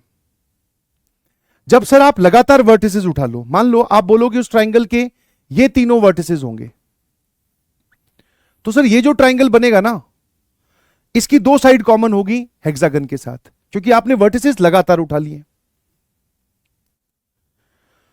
कोई भी 2 लगातार ले लोगे, मतलब एक आपने 1 लिया और एक 3 और 4 ले लिया, तब भी सर जो ट्रायंगल बनेगा उसकी एक साइड कॉमन आ गई। तो मतलब जब जब आप इन 6 में से 3 वर्टिसेस उठा रहे हो, उसमें से कोई भी 2 एक साथ आ गए या तीनों एक साथ आ गए, तो सर वो जो ट्रायंगल बनेगा उसकी एक साइड या 2 साइड कॉमन होगी। तो सर यहां से हमें यह समझ में आया कि अगर आप ऐसा ट्रायंगल बनाना चाहते हो जिसकी कोई भी साइड कॉमन ना हो, तो वो जो 3 वर्टिसेस आप उठाओ, वो 3 वर्टिसेस जो सर्कल, सॉरी, वो जो 3 वर्टिसेस होने चाहिए, उन तीनों में से कोई भी 2 लगातार नहीं होने चाहिए। No 2 of them are consecutive. जैसे एक 1 ले लिया, एक 3 ले लिया, एक 6 ले लिया, सॉरी एक 5 ले लिया, तो ये लो सर। अब की बार मैंने 1 लिया, 2 नहीं लिया, कॉन्जिक्यूटिव कोई भी नहीं है 1 3 5 में से। समझ गए कि नहीं समझे? तो सर जब जो ट्रायंगल बनेगा उसकी कोई भी साइड कॉमन नहीं होगी। दैट मीन सर इस क्वेश्चन को हमने डिकोड कर लिया कि हमें इसमें से क्या करना है, सेलेक्ट एनी 8, सेलेक्ट एनी 8, ताकि 8 साइड का मैं एक पॉलीगन बना सकूं, such that no 2 of them are consecutive, such that no 2 of them are consecutive। बस आप इस चीज को फॉलो कर लो तो आपके पास में अपने आप आंसर FNF आ जाएगा कि कोई भी 2 लगातार मत लेना। तो उसकी बेसिस पे जो ऑक्टागन बनेगा, मैं एक बनाकर भी दिखा दूंगा, वो जो ऑक्टागन होगा उसकी कोई भी साइड कॉमन नहीं होगी सर इसोसागन के साथ। अब इस काम को सर करने के हमारे पास में 2 मेथड है। मेथड 1 कि सर टोटल 20 है, 20 में से पहले कोई एक सेलेक्ट कर लो, कोई भी एक। मान लेते हैं आपने बोला कि 6, ठीक है सर। तो 5 और 7 पे फिर से कांटा लग गया। सर ये कितने बचे? सर ये हमारे पास में बचे सर टोटल थे 20, जिसमें से 3 हटा दो, पीछे कितने बचे? 17। अब इन 17 में से 7 सेलेक्ट करने हैं। सर 7 क्यों? आपको तो 8 करने थे। अरे मैंने कहा एक सेलेक्ट कर तो लिया, 6, तो अब तो 7 ही बचे। तो इन 17 में से 7 सेलेक्ट करने हैं such that no 2 of them are consecutive. तो 17 माइनस 7 प्लस 1 C7। क्योंकि सर अब जब आप इनको देखते हो तो ये एक लाइन में है, इनका ये स्टार्टिंग पॉइंट है, ये एंडिंग पॉइंट है, ठीक है, हाँ है ना। तो सर ये लो, इन 17 में से 7 सेलेक्ट करने का तरीका ये हो गया। बट हर एक केस आपने कितनी बार गिन लिया? जितने आपने नंबर सेलेक्ट किए हैं या जितने आपने पॉइंट सेलेक्ट किए हैं, सर हर एक केस आपने 8 बार गिन लिया। तो डिवाइड बाय 8, डिवाइड बाय 8, ठीक है, हाँ ठीक है भाई, हाँ है ना। तो सर इसकी वैल्यू हम निकाल लेंगे। मैंने कहा बहुत बढ़िया। अब मेथड 2 जो सिखाया था वो वाला देखो। मेथड 2 क्या है सर? इस चीज को बोलते हुए रखना प्लीज, ये वाला। इनको लाइन में मानते हुए पहले 8 सेलेक्ट करो। तो अगर सर ये 20 के 20 लोग एक लाइन में होते, इनमें से मुझे कोई 8 सेलेक्ट करना होता, तो मैं आंसर लिखता 20 minus 8 plus 1 C8। But sir minus वो वाले केसेस जब एंड पॉइंट सेलेक्ट हो गए हों, ठीक है सर। टोटल आपको 8 सेलेक्ट करने थे, उन 8 में से सर 1 और 20 आपने सेलेक्ट कर लिया, पीछे कितने और सेलेक्ट करने हैं? 6। 6 किस में से सेलेक्ट करने हैं भाई? तो आप ये बोलोगे इन 18 में से? नहीं, पूरा दिमाग लगाओ, क्योंकि जब 1 और 20 सेलेक्ट हो चुके हैं, इन केसेस में, ये वाले केसेस है नॉन कॉन्जिक्यूटिव के, no 2 of them are consecutive. तो पक्का सर जब 1 और 20 सेलेक्ट हुए हैं, तो ना ही 19 सेलेक्ट हुआ होगा और ना ही 2 सेलेक्ट हुआ होगा। तो पीछे कितने बचे सर? 1 और 20 आपके पास में सेलेक्ट हो चुके हैं, 2 और 19 पे काटा लग गया, पीछे बचे सर 16। अब इन 16 में से 6 सेलेक्ट करने हैं, that is 16 minus 6 plus 1 C6। बस इन दोनों की न्यूमेरिकल वैल्यू एकदम सेम आएगी। आप चाहो तो इसको देख भी सकते हैं, कोई बड़ी बात नहीं है। सर 20C1 इज 20, ये क्या लिखा हुआ है बेटा? 11C7। देखते रहना यार, कैलकुलेशन कोई एरर ना हो जाए। तो basically sir this is 20 into 11 factorial divided by 7 factorial 6 factorial, है ना। और यहां पर एक 8 है, इसकी वैल्यू बस इसके बराबर शो करनी है मुझे। सर ये क्या लिखा हुआ है? सर ये लिखा हुआ है 13C8, है ना, माइनस सर ये लिखा हुआ है 11C6। मैंने कहा ओपन करना, sir this is 13 factorial upon 8 factorial 5 factorial minus 11 factorial upon 6 factorial 5 factorial. तो पहले तो एक काम कर भाई, 11 फैक्टोरियल तो कॉमन ले इसमें से। मैंने कहा ठीक है भाई, 11 फैक्टोरियल कॉमन ले लिया। फिर एक हमारे पास में 6 फैक्टोरियल भी आ रहा है और एक 7 फैक्टोरियल भी आ रहा है। तो क्या मैं इन दोनों में से 6 फैक्टोरियल कॉमन ले सकता हूं?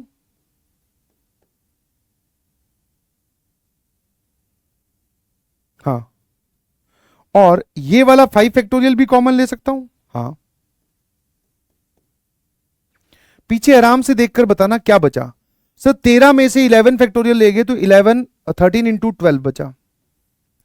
5 फैक्टोरियल पूरा बाहर गया सर, यहां पर 8 इंटू 7 बचा, ताकि जब ये से मल्टीप्लाई हो तो 8 फैक्टोरियल आ जाए। 5 फैक्टोरियल पूरा गया, माइनस सर यहां पर कुछ नहीं, यहां पर 1 बचा। 6 फैक्टोरियल सर ये पूरा का पूरा 1 बचा। मैं कहा वाह यार, ठीक है ना। अब इस पूरे की वैल्यू सॉल्व कर लो। 13 इंटू 12 डिवाइडेड बाय सर ये कितना हो जाएगा? ये हो जाएगा सर 4 3 जा 12, 4 2 जा 8, तो 39 अपॉन 14 है ना। तो 39 अपॉन 14 माइनस 1, ये इधर जाएगा तो बेटा ये कितना हो जाएगा? ये हो जाएगा सर 25 अपॉन 14, है ना।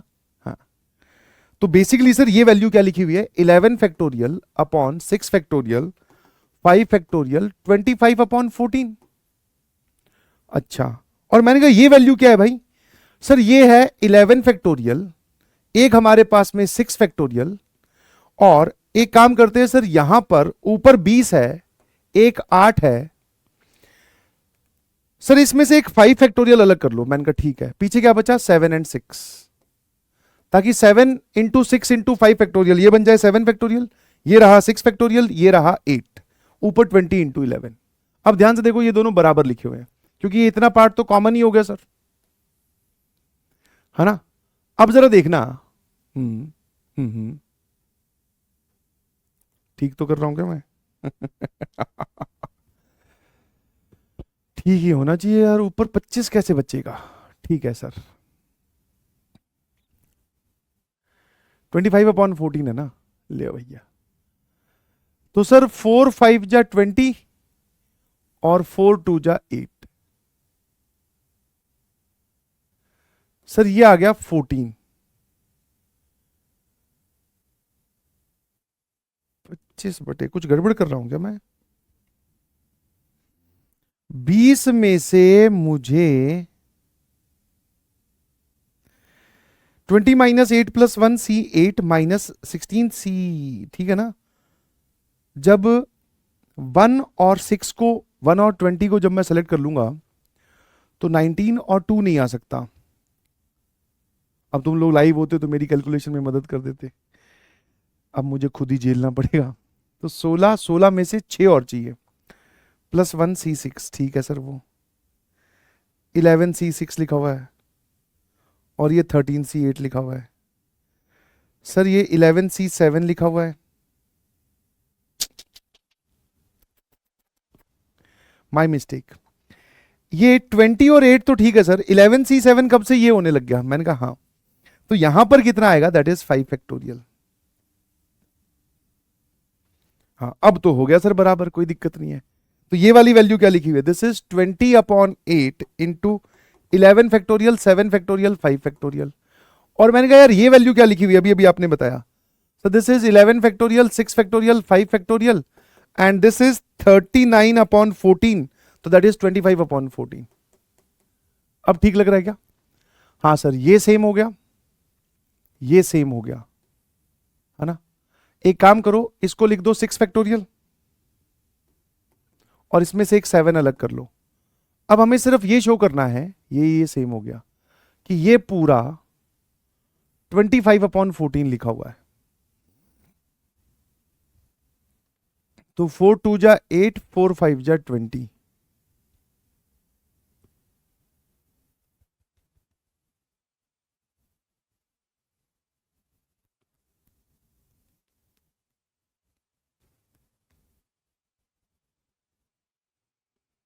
अभी भी गड़बड़ सर, आपने अभी भी ठीक नहीं लिखा है. मैंने कहा हाँ, क्योंकि यहां 5 नहीं, यहां 4 आएगा. मैंने कहा सॉरी भाई, यहां पर आएगा 4. अब ठीक लिखा हुआ भाई, अब बराबर है. फाइनली ठीक है. हाँ, अब तो बराबर ही है सर. ये लिखा हुआ है 11 फैक्टोरियल, 6 फैक्टोरियल, 5 फैक्टोरियल, 25/4, सॉरी 25/14, और ये भी यही लिखा हुआ है. देख, 11 फैक्टोरियल और यहां लिखा हुआ है 7 फैक्टोरियल और 4 फैक्टोरियल, और यहां लिखा हुआ है 20/8. तो मैंने इसको 5 फैक्टोरियल बनाया, एक 5 से मल्टीप्लाई कर दिया. 5 इंटू 4 फैक्टोरियल इज 5 फैक्टोरियल, और ये 5. और सर मैंने इसको 6 फैक्टोरियल बनाया, इसमें से एक 7 कॉमन ले लिया. तो ये इतना पार्ट सेम है, और सर ये वाली वैल्यू भी सेम है. देख लीजिए प्लीज, 25/14. बस ये यहां पर मुझसे एक एरर हुआ था, सॉरी फॉर दैट. तो सर दोनों तरीके से आप जा सकते हैं. अब इसको हम कन्वर्ट कर देते हैं सर एक फॉर्मूला में, कि अगर आपके पास में n चीजें एक लाइन में एक सर्कल पे रखी हो, तो पहला फॉर्मूला कैसे आया सर? n में से कोई भी एक उठा लो. तो मान लेते हैं सर आपने 3 सेलेक्ट किया, तो उसके बाद में 2 और 4 सेलेक्ट नहीं होंगे, तो पीछे ये कितने बचे? टोटल n थे, 3 हटा दीजिए सर, ये बचे n-3. टोटल आपको r सेलेक्ट करने हैं, तो इन n-3 में से कितने चाहिए सर? r-1. r-1 क्यों? क्योंकि आप एक ले जा चुके हो. तो इसको लीनियर वाला फॉर्मूला, जितने हैं उसमें से जितने सेलेक्ट करने हैं +1 CR-1 होल डिवाइडेड बाय जितने आपको टोटल सेलेक्ट करने हैं उतने से डिवाइड करना होता है, बिकॉज हर एक केस उतनी बार काउंट हो गया.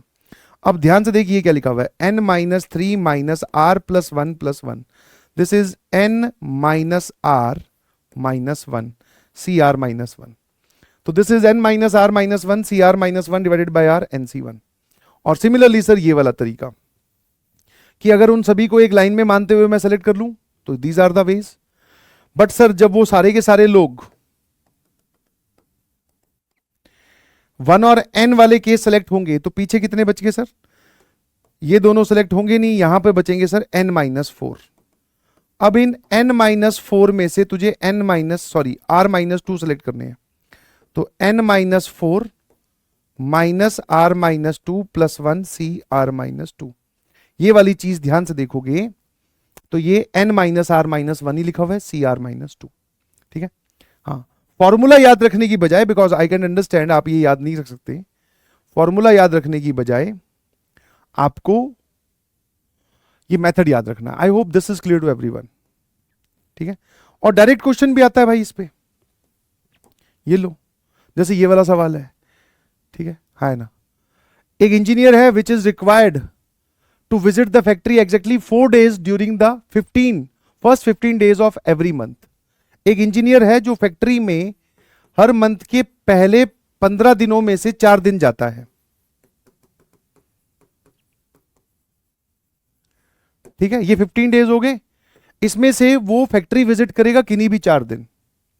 It is mandatory that no 2 visits take place on consecutive days, कि कोई भी 2 जो विजिट्स होंगे उसकी वो लगातार नहीं होनी चाहिए फैक्ट्री में. ठीक है सर.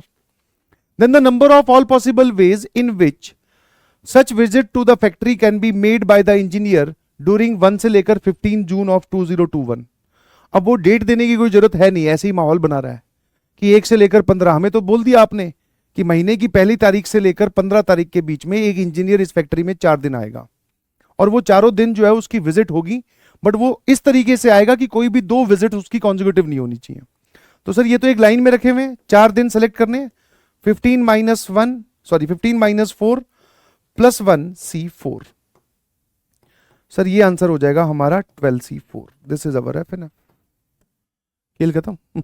15 में से 4 चीजें सेलेक्ट करो such that no 2 of them are consecutive. ठीक है भाई। चलिए अब जो अगला पार्ट हम डिस्कस करने जा रहे हैं दैट इज बेटा सर्कुलर परम्यूटेशन।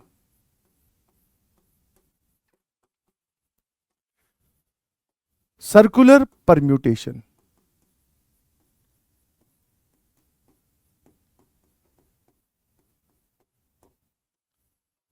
ठीक है, सर्कुलर परम्यूटेशंस।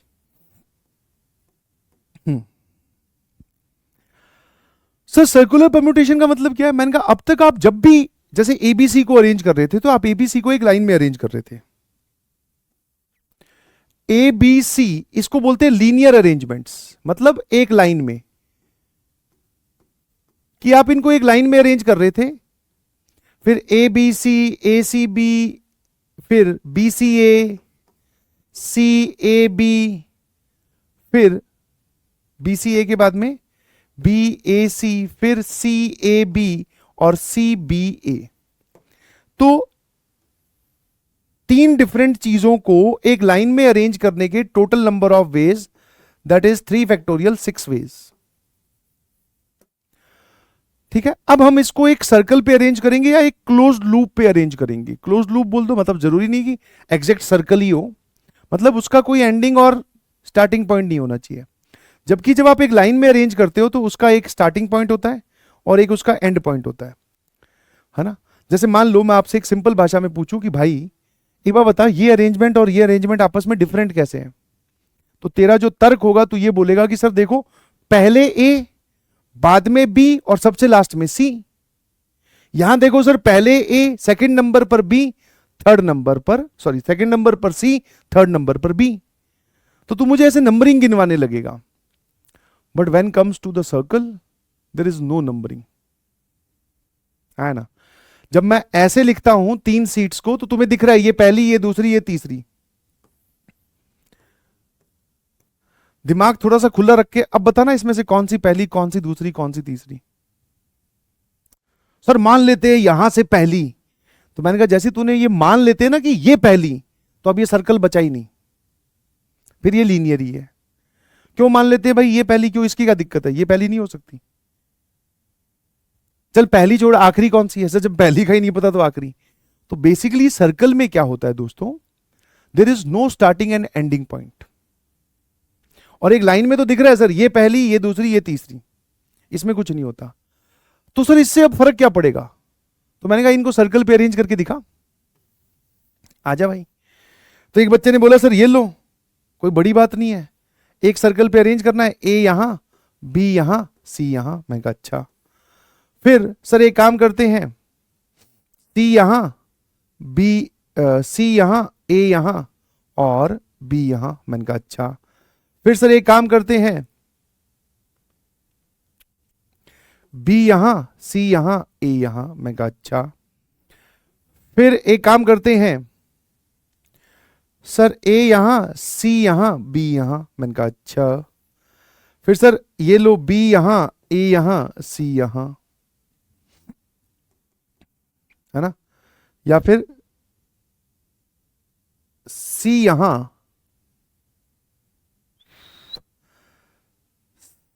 सी यहां, ए यहां, बी यहां। फिर सर बी यहां, सी यहां, ए यहां। ऐसे कुछ करके तू बहुत सारी चीजें बना पाएगा। तो तुझे ऐसा लगेगा कि यार वो जो 6 चीजें थी, वो 6 चीजें सर यहां पर भी हमारे लिए एप्लीकेबल हैं। बट लाइन में आप सभी को डिस्टिंग्विश करना आता है कि ये वाली हमारी लीनियर अरेंजमेंट दूसरी लीनियर अरेंजमेंट डिफरेंट क्यों है। सर्कल में चेक करने का तरीका बताता हूं। ये सारी आपस में सेम है, दीज ऑल आर सेम। हाँ, ये सारी सेम है। अब इसको सोचने के 2-3 लॉजिक है। दीज ऑल आर सेम, इसको सोचने के 2-3 लॉजिक है। आप एक अरेंजमेंट को दूसरी अरेंजमेंट से डिफरेंट कैसे बोलते हो? कि सर पहली दूसरी तीसरी, हम लीनियर की बात करते हैं, सर्कल में तो ऐसा कोई खेल ही नहीं है। तो अगर मान लो इन तीनों से मैं पूछूं कि भाई ये और ये अलग अलग है क्या, अब तुम ये मत बोलना कि सर देखो ए यहां आ गया। जब तुम ये बात मुझे क्लेम कर रहे हो कि सर ए उठकर यहां आ गया, दैट मीन्स आप उन सीट्स में डिस्टिंग्विश कर सकते हो कि मतलब आपके लिए ये सीट और ये सीट और ये सीट अलग अलग है, कि ए उठकर यहां आ गया, इस सीट और इस सीट में डिफरेंस क्या है भाई ये तो बता। क्या ये पहली दूसरी तीसरी, बस तू देखकर डिफरेंस बता पा रहा है कि सर ये आपने ऊपर लिखी है ये यहां रखी है, ऐसा कुछ नहीं होता है। समझ गए? हाँ, वो जो तेरे को थोड़ा सा पचाने में दिक्कत होगी मुझे पता है कि सर ये देखो ये यहां है ये यहां है, मैंने कहा देख सीट बनानी है मुझे तो ले ले, मैंने ये तीन यहां बना दी। अब क्लोज लूप पे तीन लोगों को अरेंज करना है ना, उससे क्या फर्क पड़ रहा है? कहीं पर भी तीन सीटें बना दे, कोई डिस्टिंग्विश नहीं होगा उनके बीच में। तो अगर आपको एक सर्कल में पता करना है कि ये अरेंजमेंट दूसरे की सेम है कि नहीं,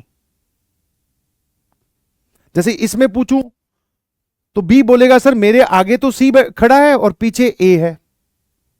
इस केस में वो बोलेगा सर आगे कुछ नहीं है पीछे दोनों ए और सी हैं, तो ये दोनों अलग अलग होगी। यहां पर पूछूं मैं ए को कि भाई तेरे पड़ोसी कौन है, तो इसका अगर चेहरा टेबल की तरफ ऐसे है तो ये बोलेगा सर मेरे लेफ्ट में बी है राइट में सी है। फिर बी भी यही बात बोलेगा कि सर मेरे राइट में सी है लेफ्ट में, सॉरी राइट में ए है लेफ्ट में सी है। इसका चेहरा अगर इस तरफ है तो ये बोलेगा मेरे लेफ्ट में ए है राइट में बी है। यही चीज वो यहां बोलेंगे, तो अलग हुई कैसे? तो ये लेफ्ट राइट वाला झोल तो थोड़ा लंबा पड़ता है। अगर आप किसी भी सर्कुलर अरेंजमेंट को पकड़कर रोटेट करके चाहे क्लॉकवाइज या एंटी क्लॉकवाइज अगर दूसरे में कन्वर्ट कर दे रहे हो तो वो दोनों सेम होती हैं। कि जैसे मैंने क्या किया, इसको पकड़ा और ऐसे घुमा दिया, मतलब मैंने पूरी टेबल ही घुमा दी। तो टेबल घुमाने से थोड़ी ना सर उनकी अरेंजमेंट चेंज होगी, ए यहां आ गया बी यहां सी यहां, ये रीअरेंजमेंट। इसको पकड़ के एक बार और घुमा दिया तो ए यहां बी यहां और सी यहां, तो सर ये वाली अरेंजमेंट आ जाएगी। देख लो आराम से। तो अगर आप चाहे ऐसे घुमाकर चाहे ऐसे घुमाकर अगर एक परम्यूटेशन या एक सर्कुलर अरेंजमेंट से दूसरी सर्कुलर अरेंजमेंट बना पा रहे हो तो वो सेम कहलाती है। अब तू कुछ भी कोशिश कर, कैसे भी घुमा के, सिर्फ घुमा के, इससे ये नहीं बना सकता।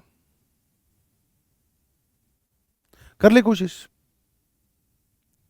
इससे ये नहीं बना सकता।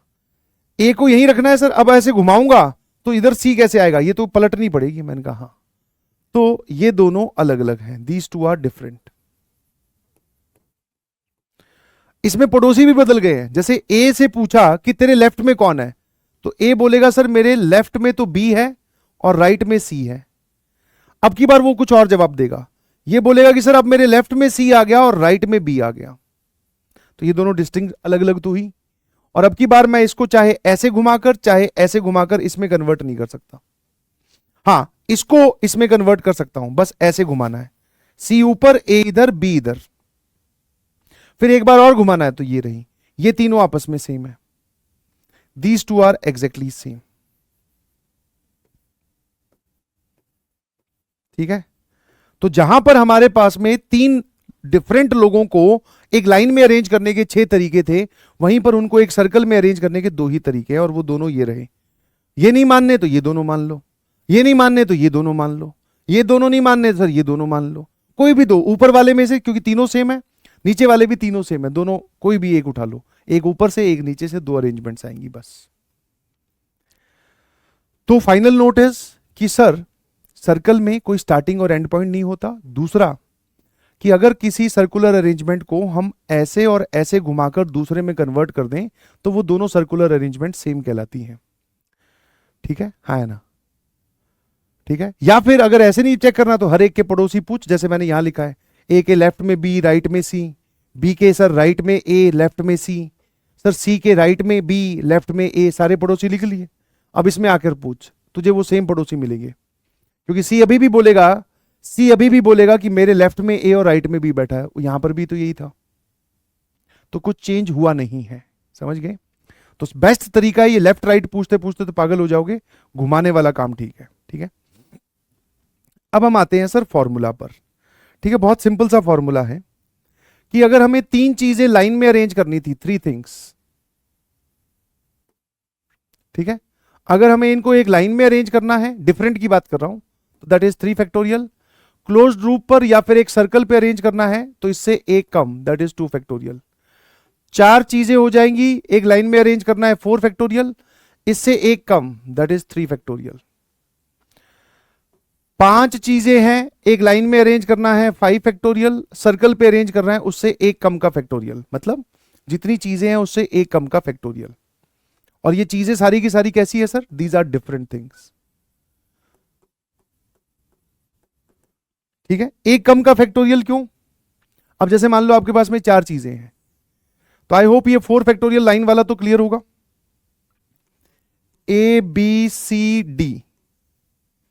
अब इसका 3 फैक्टोरियल क्यों आता है, इसको एक बढ़िया तरीके से जाकर देखते हैं। सर सबसे बड़ी तो दिक्कत हमें सर्कुलर परम्यूटेशन में आ रही है कि उसमें कोई स्टार्टिंग और एंडिंग पॉइंट नहीं है। मैंने कहा आजा भाई,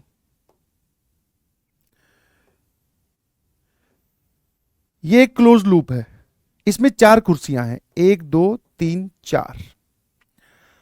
आप एक काम करो, इनमें से किसी एक को यहां बैठा दो, किसी भी एक को। जैसे ही कोई भी एक आकर बैठेगा, ये सर्कुलर से लीनियर में कन्वर्ट हो जाएगी। मान लेते हैं सर हमने यहां पर ए को बिठा दिया फॉर एग्जाम्पल, तो सर अब ये 3 सीटें हो गई, कोई दिक्कत नहीं है, क्योंकि जैसे ही ए वहां जाकर बैठा तो अब ये एक लाइन में आ गई। अब मैं आपको इसमें चेंज करके दिखा सकता हूं कि हां भाई, यहां पर बी, यहां पर सी, यहां पर डी, फिर सर यहां पर बी, फिर यहां पर डी, यहां पर सी, फिर ऐसा भी हो सकता है सर यहां पर बी, ठीक है, एक एक केस गिनते जाना, यहां पर बी, यहां पर डी और यहां पर सी, ऐसा। तो बेसिकली कोई भी एक जाकर बैठ जाएगा तो वो सर्कल से लीनियर में कन्वर्ट हो जाएगी, तो बाकी लोग जाकर अरेंज होंगे, एक कम का फैक्टोरियल। या फिर कुछ लोग बोलेंगे सर उन चारों में से कौन जाकर बैठेगा, मैंने कहा ठीक है 4C1, कि चारों में से सेलेक्ट कर लेते हैं कौन जाकर बैठेगा, 4C1। बाकी 3 लोग जाकर अरेंज होंगे, दैट इज 3 फैक्टोरियल। बट ये हर एक केस आपने 4 बार गिन लिया। कैसे? क्योंकि आपने बोला ना कोई भी एक जाकर कहीं पर भी बैठ जाएगा। तो sir A B C D वाली एक अरेंजमेंट, तो ऐसा भी तो हो सकता है सबसे पहले बी आकर बैठ जाए, बी यहां आकर बैठ जाए, फिर ये जो 3 लोग हैं कौन कौन, ए सी डी, यहां पर सी आए, यहां डी आए, यहां ए आए, ये अरेंजमेंट काउंट तो रखी ऑलरेडी, ये देखो यही तो है। तो इनफैक्ट एक्चुअल अरेंजमेंट जो है वो सिर्फ ये 3 लोग कर रहे होंगे। किसी एक ने तो बलिदानी दी इस सर्कुलर अरेंजमेंट को लीनियर में कन्वर्ट करने की, क्योंकि जैसे ही ये जाकर बैठा अब इसका स्टार्टिंग और एंडिंग पॉइंट अपने आप डिफाइन हो गया सर। ठीक है, तो 4 चीजें हैं तो अरेंज करने का तरीका 3 फैक्टोरियल, 5 चीजें हैं कोई भी एक जाकर बैठ जाए उससे कोई फर्क नहीं पड़ता, क्योंकि अगर आप ये 4C1 लाओगे तो डिवाइडेड बाय 4 करना पड़ेगा। उन पांचों में से कौन जाकर बैठेगा, 5C1 लाओगे तो हर एक अरेंजमेंट आपने 5 बार गिन ली तो डिवाइडेड बाय 5 करना पड़ेगा। तो इसको ऐसे ही हम ध्यान रखते हैं कि भाई किसी भी एक को जाकर बैठा दो तो बाकी बचे हुए 4 लोग अब अरेंज होंगे। समझ गए? तो this is called as circular arrangement. ठीक है, डायरेक्ट सा फॉर्मूला है। हाँ ठीक है, हाँ अब इसमें भी एक केस और आता है।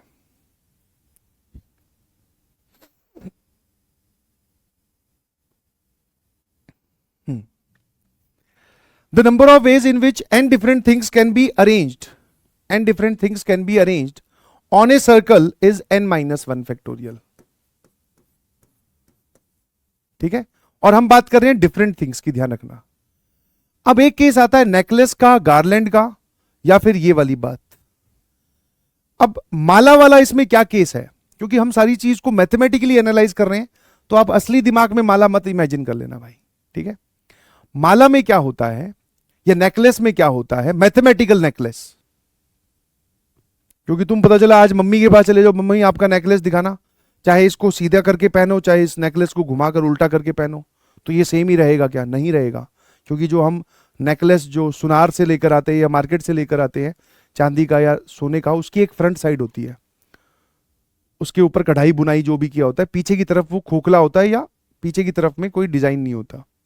तो लेडीज लोग उसको एक ही तरीके से पहनती है।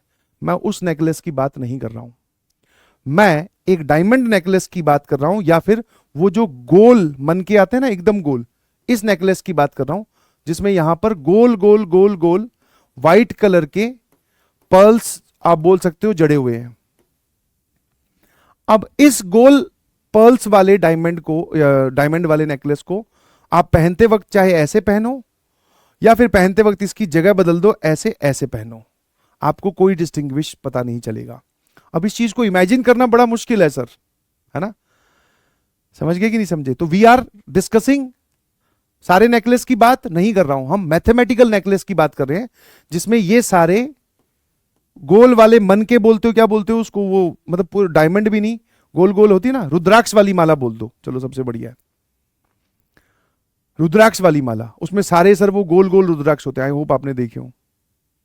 उसको सर कहीं से भी पकड़ो, कैसे भी पहन लो, उसमें कोई स्टार्टिंग कोई एंडिंग पॉइंट नहीं होता, उसमें कोई उस माला का सीधा हिस्सा पिछला हिस्सा कुछ नहीं होता, समझ गए?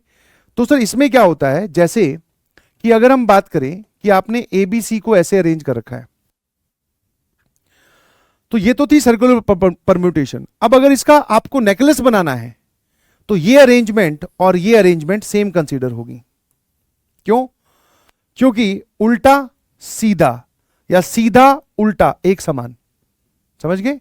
कि नेकलेस क्या बोलता है कि मुझे आप, there is no front side and back side of a necklace, simple mathematical necklace, बार बार बोल रहा हूं, ठीक है? आपने लिया, गले में पहन लिया, अब ऐसे कर लो, अब गले में पहन लो, तो मतलब सर ये दोनों सेम माने जाएंगे if clockwise and anti clockwise considered as same. मतलब अब इसको मैं मैथमेटिकल लैंग्वेज में जाऊं कि अगर वो the number of ways in which and different things can be arranged on a circle when clockwise and anti clockwise arrangements are considered as same. जब क्लॉकवाइज और एंटी क्लॉकवाइज अरेंजमेंट्स को हम same मानेंगे, ये किस सिनेरियो में same माना जाता है सर? नेकलेस और गार्लैंड वाले केस में। गार्लैंड बोलते हैं सर माला को, नेकलेस बोलते हैं हार को, एंड ये दोनों ही मैथमेटिकल नेकलेस और मैथमेटिकल गार्लैंड है भाई। आज घर पे जाके लड़ाई मत करवा देना, ठीक है? तो सर जब क्लॉकवाइज और एंटी क्लॉकवाइज आप सेम मानोगे कि मैं इसको और इसको सेम बोल रहा हूं, तो सर आपने इन दोनों को भी एक बना दिया, तो total number of permutation divided by 2 factorial या 2, ठीक है? क्योंकि अब हम क्लॉकवाइज और एंटी क्लॉकवाइज को सेम मानने वाले हैं, तो इस केस में आंसर आता है n-1 फैक्टोरियल अपॉन 2, क्योंकि हम क्लॉकवाइज और एंटी क्लॉकवाइज को सेम मान रहे हैं। अब सर हमें कब कब मानना है क्लॉकवाइज और एंटी क्लॉकवाइज को सेम? मैंने कहा एक तो सवाल में यही लिखा हो, या फिर वो आपको बोले कि भाई इसका नेकलेस बना दे या गार्लैंड बना दे, या फिर वो ये वाली लैंग्वेज यूज करे। In the case when all have different neighbours in every arrangement, सबके पड़ोसी अलग अलग होने चाहिए हर अरेंजमेंट में। तो आप ध्यान से देखो, आई कैन अंडरस्टैंड थोड़ी थोड़ी फील कम आ रही होगी, क्योंकि सर सर्कुलर परम्यूटेशन बड़ा खतरनाक है। नेकलेस सोचते ही सर बड़ा अच्छा लगता है कि हम फिजिकल वर्ल्ड से रिलेट कर पा रहे हैं, नहीं कर पाओगे, ये मैथमेटिकल नेकलेस की बात हो रही है। वो बोल रहा है सबके डिफरेंट नेबर होने चाहिए। सर सबके डिफरेंट नेबर 3 में बना कैसे दोगे, मुझे तो नहीं समझ में आ रहा। ए के नेबर कौन है? बी और सी। बी के नेबर कौन है? ए और सी। सी के नेबर कौन है? ए और बी। तो वो तो इसी में भी वही रहेंगे ना भाई, सी के नेबर कौन है? ए और बी। तो वो बोल रहा है ऐसी अरेंजमेंट बताओ जिसमें सबके नेबर्स अलग अलग हों। तो ऐसी एक ही अरेंजमेंट है सर, और वो ये है, क्योंकि इसमें जितने ए और बी, मतलब ए के, बी के, सी के जो नेबर्स हैं वही सेम नेबर्स इसमें है, ठीक है? हाँ है ना? तो सर फाइनली आप कहना क्या चाहते हो, आप हमें ये समझाओ। तो मैंने कहा देख, समरी के हिसाब से अगर मैं बात करूं, ये बात ध्यान रखना, अगर n डिफरेंट चीजें हैं एक सर्कल पे आपको अरेंज करने के लिए बोले, तो उससे एक कम का फैक्टोरियल, पॉइंट नंबर 1, ठीक है? फिर अगर वो n डिफरेंट चीजों का नेकलेस बनाने के लिए बोले, नेकलेस, या वो माला बनाने के लिए बोले गार्लैंड, या वो बोल दे कि भाई क्लॉकवाइज और एंटी क्लॉकवाइज अरेंजमेंट्स को मैं सेम मानूंगा, या वो बोल दे कि वो वाली अरेंजमेंट्स बताओ in which all have different neighbours,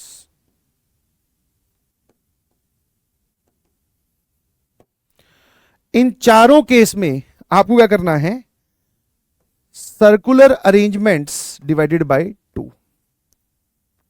ठीक है, ये जो फॉर्मूला मैंने आपको लिखवाया है, this formula is for n different things. ठीक है, तीसरी चीज, सर सर्कल पे कोई भी स्टार्टिंग और एंड पॉइंट नहीं होता, तो जिस बेसिस पे हमने ये फॉर्मूला ड्राइव किया है उस बेसिस को हम एग्जाम में भी ध्यान रखेंगे, सवाल सॉल्व करते वक्त भी ध्यान रखेंगे कि एक सर्कल पे जाकर कोई कूद के पहले बैठ गया तो अब सर्कल सर्कल नहीं रहा, अब वो लीनियर अरेंजमेंट होगा। ठीक है, इसका ध्यान रखेंगे। दूसरा, अगर लीनियर में n चीजें हैं, n थिंग्स हैं, तो इसके अलोंग गैप्स कितने होते हैं ये बताओ। गैप्स, सर एक ज्यादा गैप्स होते हैं, बट सर्कल में अगर n चीजें हैं तो इसके अलोंग गैप्स n ही होते हैं। जैसे कि अगर मैं एक सर्कल पर 4 चीजें रख दूं, 1 2 3 और 4, मैं बोलूं इनके अक्रॉस गैप कितने आ रहे हैं, तो 1 2 3 4, जितनी चीजें हैं उसके अक्रॉस उतने ही गैप होते हैं। रीजन बीइंग क्योंकि पहला और आखिरी गैप सर्कल में मर्ज होकर एक बन गया। ठीक है ना, तो ये वाली ध्यान रखने वाली बात है। और चौथी बात अगर मैं बोलूं, तो अगर मान लो कोई ऐसा केस आ जाता है इन विच, ये तो हम बात फॉर्मूला ड्राइव किया for different things, sir alike thing वाला, if alike things are alike things in circular permutation,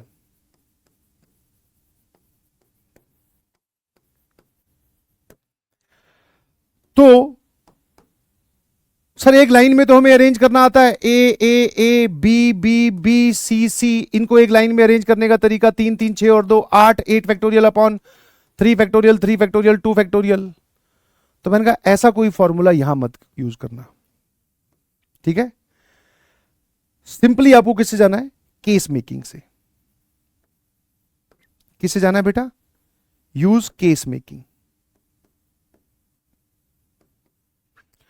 क्योंकि इस प्रकार का फॉर्मूला हो सकता है आप किसी किताब में या किसी के मुंह से सुन लो, बट उसके पीछे फिर एक्सेस ऑफ सिमेट्री, कितने आपने रिपीटिशन काउंट कर लिए, गेम बदल जाएगा, ध्यान रखना। ठीक है, तो इसलिए मैंने क्या बोला, इसलिए क्या बोला कि केस मेकिंग से जाना है, हम कोई फॉर्मूला यूज नहीं करेंगे। समझ गए कि नहीं समझे? ठीक है, हाँ बिल्कुल सही, बस इतनी सी समरी है और कुछ नहीं है। शुरू करें, आ जाइए। बाकी सारे टाइप मेथड, गैप मेथड सब वही हैं, घबराओ मत, अभी सवाल करेंगे तो मेरे ख्याल से अच्छे से क्लियर हो जाएगा। सर पहला सवाल वो बोल रहा है, in how many ways 5 boys can be seated on A round circular table such that they don't have same neighbours. किसी भी अरेंजमेंट में उनके सेम नेबर्स नहीं होने चाहिए, किसी भी अरेंजमेंट में उनके जो है वो सेम नेबर्स नहीं होने चाहिए। तो ठीक है सर, सेम नेबर्स नहीं होने चाहिए, ठीक है, या सबके डिफरेंट नेबर्स होने चाहिए, वो भी एक ही बात है। तो 5 लोगों को एक सर्कल पे अरेंज करने का तरीका ये, बट वो चाहता है कि सेम नेबर ना हो, तो दैट इज 4 फैक्टोरियल अपॉन 2, खेल खत्म। 4 फैक्टोरियल अपॉन 2, सर ये 12 वेज आ गए, खेल खत्म। अगला, how many ways, how many garlands can be made using 6 different flowers out of 10 different available flowers. 10 flowers आपके पास में रखे हुए हैं, सारे के सारे डिफरेंट हैं, उनमें से 6 को उठाना है और एक गार्लैंड बनाना है, माला बनानी है। तो ठीक है सर, पहले 10 में से कोई भी 6 सेलेक्ट करेंगे और माला बनती है सर, उनको एक धागे में पिरोकर, मतलब एक सर्कुलर अरेंजमेंट। तो 6 डिफरेंट फ्लावर्स को एक सर्कल में अरेंज करने का तरीका ये, बट अगर आप माला बना रहे हो तो उल्टा सीधा एक समान, क्लॉकवाइज एंटी क्लॉकवाइज आप सेम मान के चल रहे हो, तो circular permutations divided by 2, this is your answer. अगला सवाल जो हमारे पास में है, that is 10 students of a batch B feels they have some conceptual doubt in circular permutation. Mr. Matthew called them in a discussion room and asked them to sit down around a circular table in which is surrounded by 13 chairs. एक circular table है, उस पे 13 chairs है, 1 2 3 4 5 6 7 8 9 10 11 12 13। ठीक है, ठीक है जी। Mister Matthew told that his adjacent seat should not remain empty. आजू बाजू वाली जो सीट है मिस्टर मैथ्यू के, वो खाली नहीं रहनी चाहिए। एडजेसेंट दो होगी ना, जहां पर भी मिस्टर मैथ्यू बैठेंगे, उनके एक लेफ्ट वाली एक राइट वाली। The number of ways in which students can sit around a round table if Mr. Matthew also sit around a chair। मतलब मिस्टर मैथ्यू भी एक चेयर पे बैठेंगे और बाकी बच्चे भी चेयर्स पे बैठेंगे और आसपास वाली सीट खाली नहीं रहनी चाहिए। अब सबसे पहला जो डाउट आता है, जो सर्कुलर परम्यूटेशन सीखने में आपकी मदद करेगा, वो ये है कि मिस्टर मैथ्यू को बिठाने के इन 13 चेयर्स में से 13 वेज है या फिर एक ही वे है।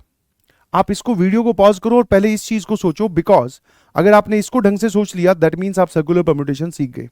अब बहुत सारे बच्चे बोलेंगे सर 13 वेज हैं, तो this is wrong, mister Matthew को बिठाने का एक ही तरीका है। हाँ, अब अगर आप ये बोल रहे हो सर ये 13 चेयर्स अलग अलग हैं, तो दैट मीन्स आपको सर्कुलर परम्यूटेशन की अब तक फील नहीं आई है। कोई 13 चेयर्स अलग अलग नहीं है भाई, ये सारी चेयर्स सेम है जब तक कोई बैठा नहीं है। तुम बोलोगे कि सर कैसे, मिस्टर मैथ्यू को यहां बिठा दें या यहां बिठा दें, ये सब अलग अलग तरीके हैं। नहीं है अलग तरीके। मिस्टर मैथ्यू अगर यहां बैठेंगे तो तुम इनके पीछे खड़े होकर पूरा सिनेरियो देखो, यहां बैठेंगे तो इनके पीछे खड़ा होकर सारा सिनेरियो देखो, तो दोनों सीन्स सिनेरियो सेम ही तो है। किस बेसिस पे आप 13C1 into 1 कर रहे हो? ठीक है, वो तो तब होता कि इन चेयर्स पे नंबर लगे होते या फिर ये चेयर्स एक लाइन में होती, तब आप बोलते कि सर मिस्टर मैथ्यू पहले वाली पे बैठेंगी या दूसरी सीट पर बैठेंगे या फिर लास्ट सीट पर बैठेंगे या बीच में से किसी एक सीट पर बैठेंगे, तब आप 13C1 करते जब ये एक लाइन में होती। अब जब ये एक सर्कल पे है तो there is no distinguish between कि कौन सी सीट पर मिस्टर मैथ्यू बैठने वाले हैं। तो मिस्टर मैथ्यू को बिठाने का एक ही तरीका है भाई, सबसे पहले मिस्टर मैथ्यू को बिठाओ, ठीक है। और अगर आप बोल रहे हो कि सर ये दोनों अलग अलग तरीके हैं, नहीं है ये दोनों अलग अलग। इसी चीज पे जोर देना है, यही चीज आपको सिखाएगी सर्कुलर परम्यूटेशन। क्योंकि यहां बैठे तो इनके पीछे खड़े हो जाओ, है ना। एक डार्क रूम है जिसकी दीवारें एकदम काली है, छत भी काली है, ठीक है, कोई खिड़की विड़की नहीं है, उसमें ये सर्कुलर टेबल है। आप इस पूरे सिनेरियो को ऊपर से देख रहे हो, टॉप व्यू से। तो सर मिस्टर मैथ्यू चाहे यहां बैठे चाहे यहां बैठे, क्या फर्क पड़ता है? समझ पा रहे हो? इस चीज पे फोकस करो, ठीक है। हाँ, तो सर मिस्टर मैथ्यू को बिठाने का एक ही तरीका है। तो मिस्टर मैथ्यू जो है वो जाकर बैठ गए, मान लेते हैं सर इस सीट पर। अब इनके आजू बाजू जो है वो 2 बच्चे आएंगे, कोई भी 2। तो मैंने 10 में से कोई 2 बच्चे सेलेक्ट किए, मान लेते हैं सर वो ए और बी। तो ए और बी को इन 2 सीट्स पे अरेंज करने का तरीका दैट इज 2 फैक्टोरियल। सर 2 लोगों को एक सर्कल पे अरेंज करने का तरीका तो 2 - 1 दैट इज 1 फैक्टोरियल होना चाहिए। मैंने कहा जैसे ही मिस्टर मैथ्यू बैठे, अब सर्कुलर परम्यूटेशन खत्म ही हो चुका है। यस, ठीक है। जैसे मैंने आपको बताया था ना कि भाई ए बी सी को एक सर्कल पे अरेंज करना है, तो किसी भी एक को जाकर बिठा दो, तो ठीक है सर। अब इस पूरे सर्कल पर 2 जगह बची है, यहां बी यहां सी, या फिर यहां सी यहां बी, ए के रिस्पेक्ट में। तो इनको अरेंज करने का 2 फैक्टोरियल तरीका इसी वजह से आता है। तो पहला इंसान जब जाकर बैठता है सर्कल पर, तो वो सर्कुलर परम्यूटेशन को डिसॉल्व कर देता है, ठीक है। अब बचे हुए 2 लोग 2 फैक्टोरियल तरीके से अरेंज होंगे, ठीक है। हाँ है ना, समझ गए कि नहीं समझे? तो पहले इंसान को बिठाने का तरीका हमेशा एक होगा एक सर्कल पर। अब सर कोई भी 2 उठा लो, मान लेते ए और बी, तो ए यहां बी यहां, ए राइट में बी लेफ्ट में, या फिर बी राइट में ए लेफ्ट में, तो उनकी अरेंजमेंट तो होगी। अब वो सर्कल पे थोड़ी बैठ रहे हैं, वो तो इसके आजू बाजू ये दोनों चेयर्स डिस्टिंग्विशल अब होगी। कैसे होगी सर ये अलग अलग? क्योंकि बीच में मिस्टर मैथ्यू बैठे हैं, ठीक है। अब सर बाकी चेयर्स कितनी बची? टोटल 13 चेयर्स थी, 3 लोग ऑक्यूपाई कर चुके हैं, तो 10 बची। और 10 में से हमें कोई 8 चेयर सेलेक्ट करनी है। अब देखो ध्यान से, मैं अब 10C8 लगा रहा हूं। क्यों? क्योंकि सर इसमें आप बोल सकते हो कि अब हम इन 10 में से कोई 8 तो सेलेक्ट कर ही सकते हैं, because it has a starting point and ending point. अब इसमें स्टार्टिंग और एंडिंग पॉइंट है, ये स्टार्टिंग बोल दो, ये एंडिंग बोल दो, या फिर ये स्टार्टिंग पॉइंट ये एंडिंग पॉइंट बोल दो। अब ये जो 10 चेयर्स हैं ये एक लाइन में हैं, इन पे 8 लोगों को बिठाने का तरीका इज 8 फैक्टोरियल। तो फाइनल आंसर हमारा कितना आ जाएगा sir? That is 10 factorial upon 2 factorial 8 factorial into 2 factorial into 10 factorial upon 8 factorial 2 factorial into 8 factorial. तो 2 फैक्टोरियल 8 फैक्टोरियल ये गया सर, हमारा आंसर आ गया 10 फैक्टोरियल का स्क्वायर अपॉन 2 फैक्टोरियल 8 फैक्टोरियल। एक तरीका सोचने का तो ये है। दूसरा तरीका आप इसमें ऐसे भी सोच सकते हो कि सर मिस्टर मैथ्यू को बिठाने का एक ही तरीका, बहुत बढ़िया, जहां पर मिस्टर मैथ्यू बैठ जाए मान लो, ठीक है, मिस्टर मैथ्यू को बिठाने का एक ही तरीका, ठीक है, मिस्टर मैथ्यू को बिठाने का एक ही तरीका। अब ये जो पीछे 12 चेयर्स बची, इसमें से ये पोजीशन तो आपको सेलेक्ट करनी ही पड़ेगी, ये पोजीशन और ये पोजीशन तो सेलेक्ट करनी पड़ेगी, बिकॉज कोई भी खाली नहीं रह सकता। हां सर, इन 10 में से कोई भी 8 चेयर और सेलेक्ट कर लो। तो मैंने क्या किया, 10 में से कोई भी 8 चेयर सेलेक्ट कर ली, है ना।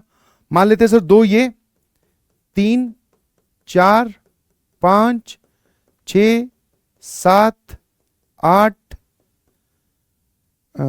2 3 4 5 6 7 8 9 और एक 10।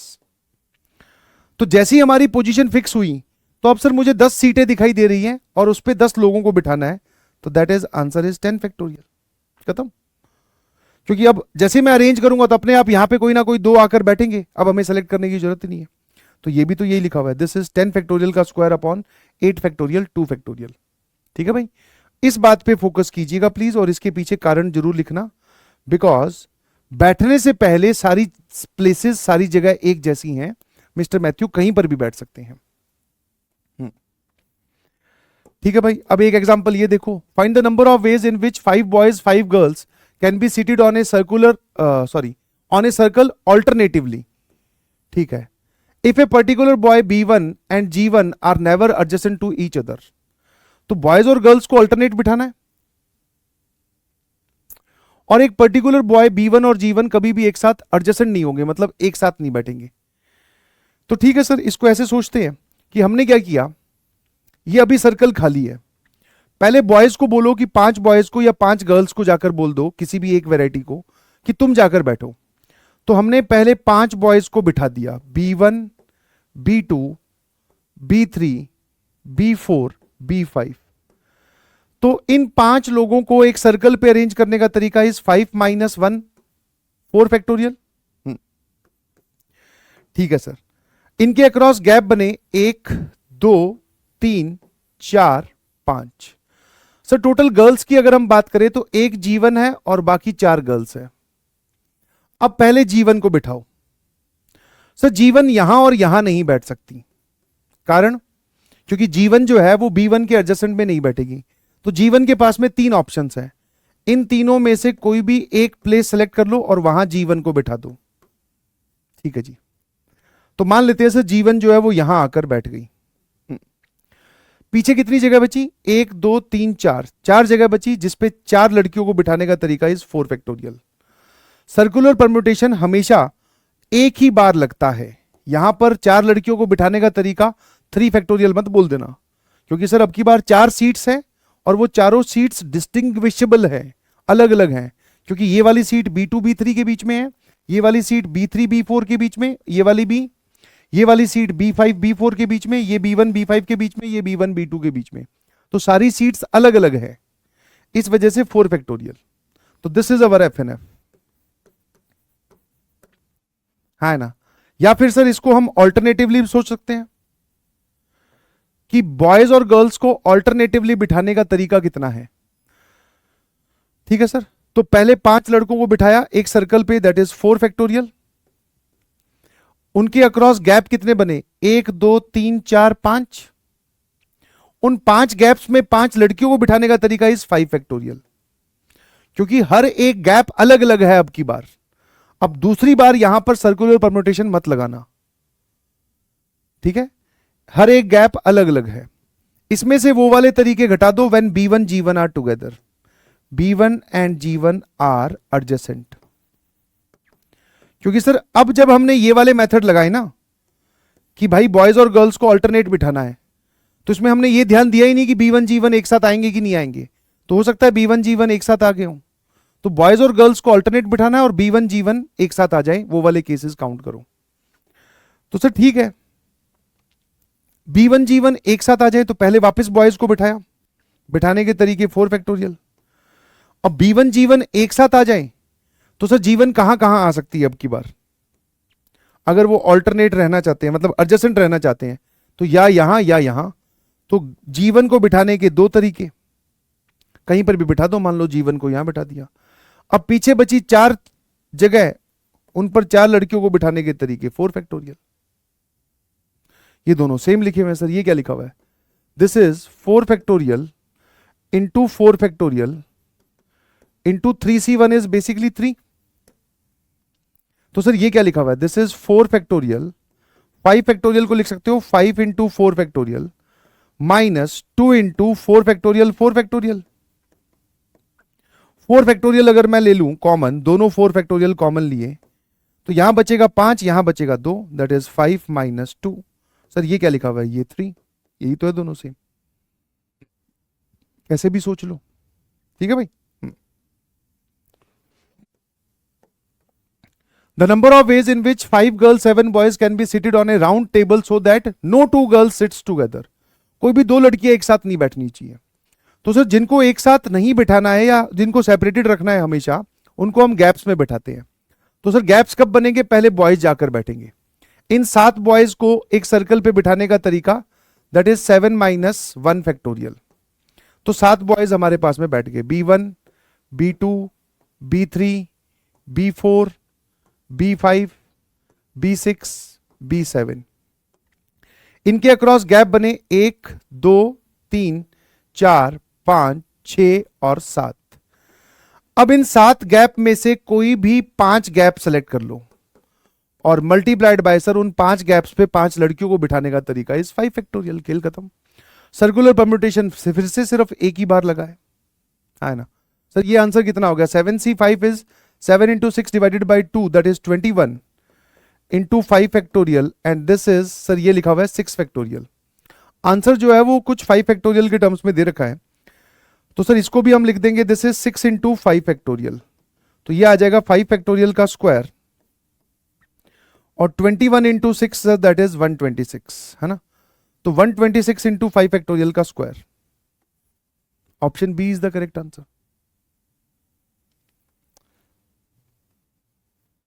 आ जाइए जी एडवांस 2019 का सवाल। 5 पर्सन्स, पहले तो वीडियो पॉज करके खुद एक बार पूरा सवाल देख लीजिए, मैं थोड़ा साइड में हट गया हूं, ठीक है। 5 persons ABCD are seated on a circular arrangement. If each of them given a hat of one of the 3 colors blue, red, blue or green, then number of ways of distributing the hats such that the persons seated in adjacent seats have different color hat। मतलब जो 5 लोग हैं वो एक circle पे आपको इस तरीके से बैठाने हैं कि बैठने के बाद में हम सबको एक एक टोपी बांटेंगे और टोपी किस किस कलर की हो सकती है, लाल मतलब रेड ब्लू और ग्रीन, ठीक है हाँ है ना। और इस तरीके से हमें वो टोपियां बांटनी है कि किन्हीं भी 2 लोगों की जो टोपी है वो सेम ना हो, ठीक है। तो इसमें सबसे पहला डाउट आता है, बच्चे बोलते हैं कि सर ABCD को ही भी बिठाना है क्या। मैं कहा ना ABCD को बिठाना नहीं है, आप ऐसे समझ के चलो कि वो ऑलरेडी एक सर्कल पे बैठे हैं। ABCD और E समझ में आया, वो सर्कल पे बैठे हैं। अब आपको सिर्फ टोपी डिस्ट्रीब्यूट करनी है, समझ गए, सिर्फ टोपी डिस्ट्रीब्यूट करनी है। तो पहले तो आपको यह समझना पड़ेगा कि हमें रेड ब्लू और ग्रीन कलर की दे रखी है टोपियां, अमाउंट अनलिमिटेड है हमारे पास में, सबको एक एक टोपी देंगे हम। Them given A hat off one of the 3 colours, ठीक है। और इस तरीके से होनी चाहिए कि किसी भी 2 की एडजेसेंट में सेम नहीं होना चाहिए कलर। तो जैसे मान लो एक एग्जांपल मैं बताता हूं, इसको मैंने रेड टोपी दी तो सर इसको हम ग्रीन टोपी दे सकते हैं, फिर इसको फिर से रेड, फिर इसको ग्रीन। अब रेड ग्रीन आपने यूज कर लिया तो पक्का सर इसको एक ब्लू टोपी देनी पड़ेगी,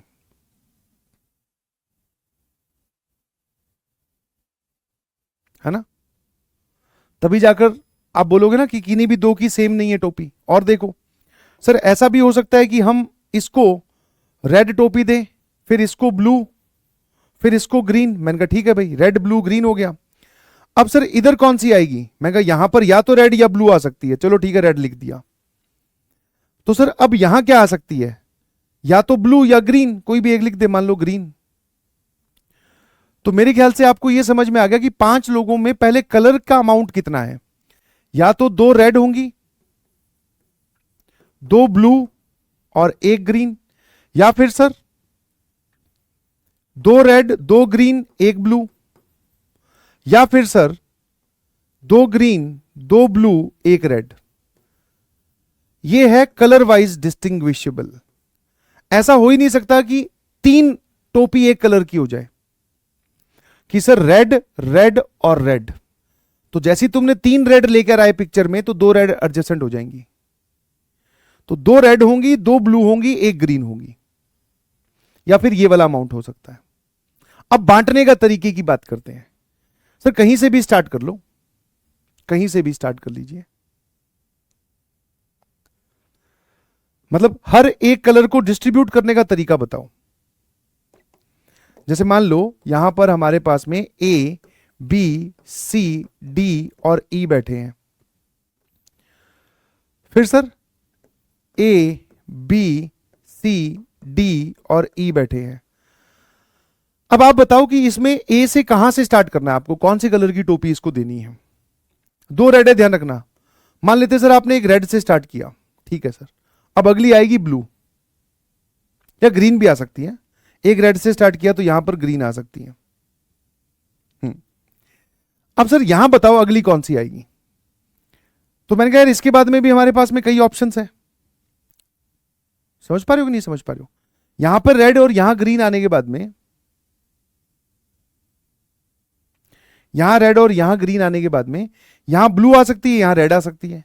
यहां पर भी सर ग्रीन और रेड में से कोई एक आ सकती है। मान लो तुमने यहां पर ग्रीन रख दी,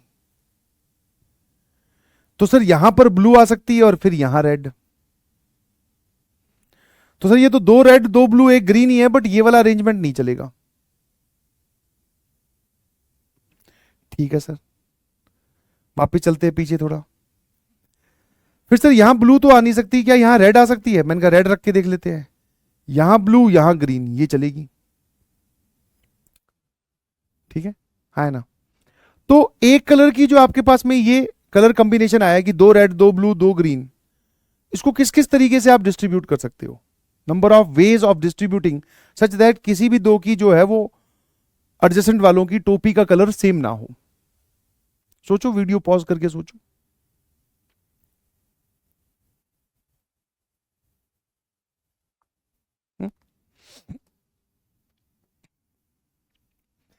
तो सबसे बढ़िया तरीका पता है सोचने वाला क्या है?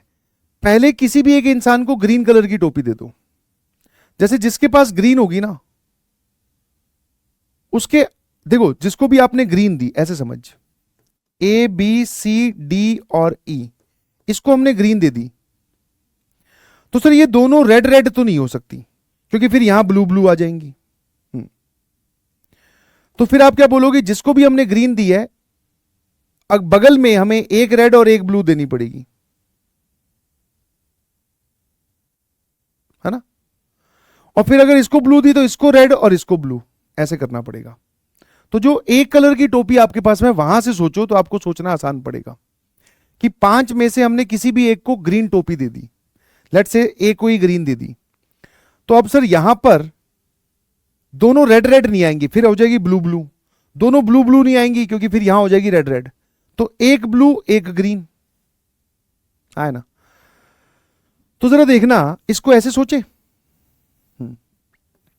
कि ए बी सी डी ई, इन 5 में से मैंने कोई भी एक इंसान सेलेक्ट किया, मान लेते हैं वो है सी। उसको जो एक कलर वाली टोपी है वो दे दी, ठीक है? अब जैसे ही इसको ग्रीन दी, इन दोनों के पास में 2 ऑप्शंस हैं सर, या तो यहां रेड यहां ब्लू, या फिर सर यहां ब्लू यहां रेड। एक सर्कल के अंदर लिख रहा हूं ऑप्शन, एक सर्कल के बाहर लिख रहा हूं। अब सर जैसे ही इसको रेड इसको ब्लू दी, तो अब इनके पास में कोई ऑप्शन नहीं है, पक्का इसके पास में ब्लू और इसके पास में रेड आएगी। इसको ब्लू और इसको रेड दी, तो अब इनके पास में कोई ऑप्शन नहीं है, ए और ई के पास, इसके पास रेड और इसके पास ब्लू आएगी। तो दैट मीन्स किसी भी एक को अगर हम एक कलर वाली टोपी दे दें तो बाकी तरीके से अरेंजमेंट सिर्फ दो ही तरीके से हो रहा है, और वो दो ये रहे। तो एक कलर को बांटने के हमारे पास में सर 5 C1 × 10, इस कलर कॉम्बिनेशन को बांटने के हमारे पास में या इस अमाउंट को बांटने के 10 तरीके हैं टोटल सर। ऐसे 10 × 3 30 तरीके हो जाएंगे। कितने हो जाएंगे बेटा? 10 × 3 30 × 3 क्यों? क्योंकि ये भी हो सकता है, ये भी हो सकता है। Sir this is our FNF, है ना। फिर ये वाला सवाल देखो, रेड रोज है 4 और 3 सनफ्लावर्स हैं आपके पास में, मतलब आपके पास में टोटल सर आप बोल सकते हो टोटल वी हैव 7 फ्लावर्स। आपको गार्लैंड बनाना है, ऑल फ्लावर्स आर डिफरेंट, मतलब ये चारों आपस में डिफरेंट है, इनकी शेप साइज अलग है रोजेस की भी, और सनफ्लावर्स भी अलग अलग है। और इफ फ्लावर्स आर आइडेंटिकल, मतलब ये तीनों आइडेंटिकल, 3 आइडेंटिकल सनफ्लावर्स हैं और 4 आइडेंटिकल रोजेस है। अब आपको गार्लैंड बनाना है, तो इस चीज को सोच कर आना, फॉर्मूला नहीं लगेगा भाई, हाँ, क्योंकि फॉर्मूले में आप गड़बड़ करोगे, ठीक है। तो दिस इज योर होमवर्क। अभी के लिए ये लेक्चर मेरे को यहीं खत्म करना पड़ रहा है, रीजन बीइंग क्योंकि मैं थोड़ा सा मेंटली भी यहां पर प्रेजेंट नहीं हूं, और दूसरा कि मुझे अभी आपको जैसे मैंने डिस्कस किया था कि हॉस्पिटल जाना है बेटा, ठीक है। हाँ, सुबह भी मैं हॉस्पिटल में ही था, फिर बीच में आया, नहाया धोया, लेक्चर रिकॉर्ड किया, अब वापस जा रहा हूं। तो आई होप यू अंडरस्टैंड। मेरा जो मैंने बोला था स्टार्टिंग ऑफ द लेक्चर में कि भाई शायद ये लास्ट लेक्चर है, तो ज़्यादा क्या है, एक लेक्चर और लग जाएगा, बट कोई बात नहीं, हम लोग डिटेल में चीज़ों को खत्म करेंगे। आप इस लेक्चर को कंप्लीट कीजिए, कल आपका JEE एडवांस का टेस्ट है, ऑल द वेरी बेस्ट, ठीक है। अब लाइव लेक्चर मिलेंगे मंडे को, फिर हम आगे की बातें करेंगे। Thank you so much, bye bye and love you all.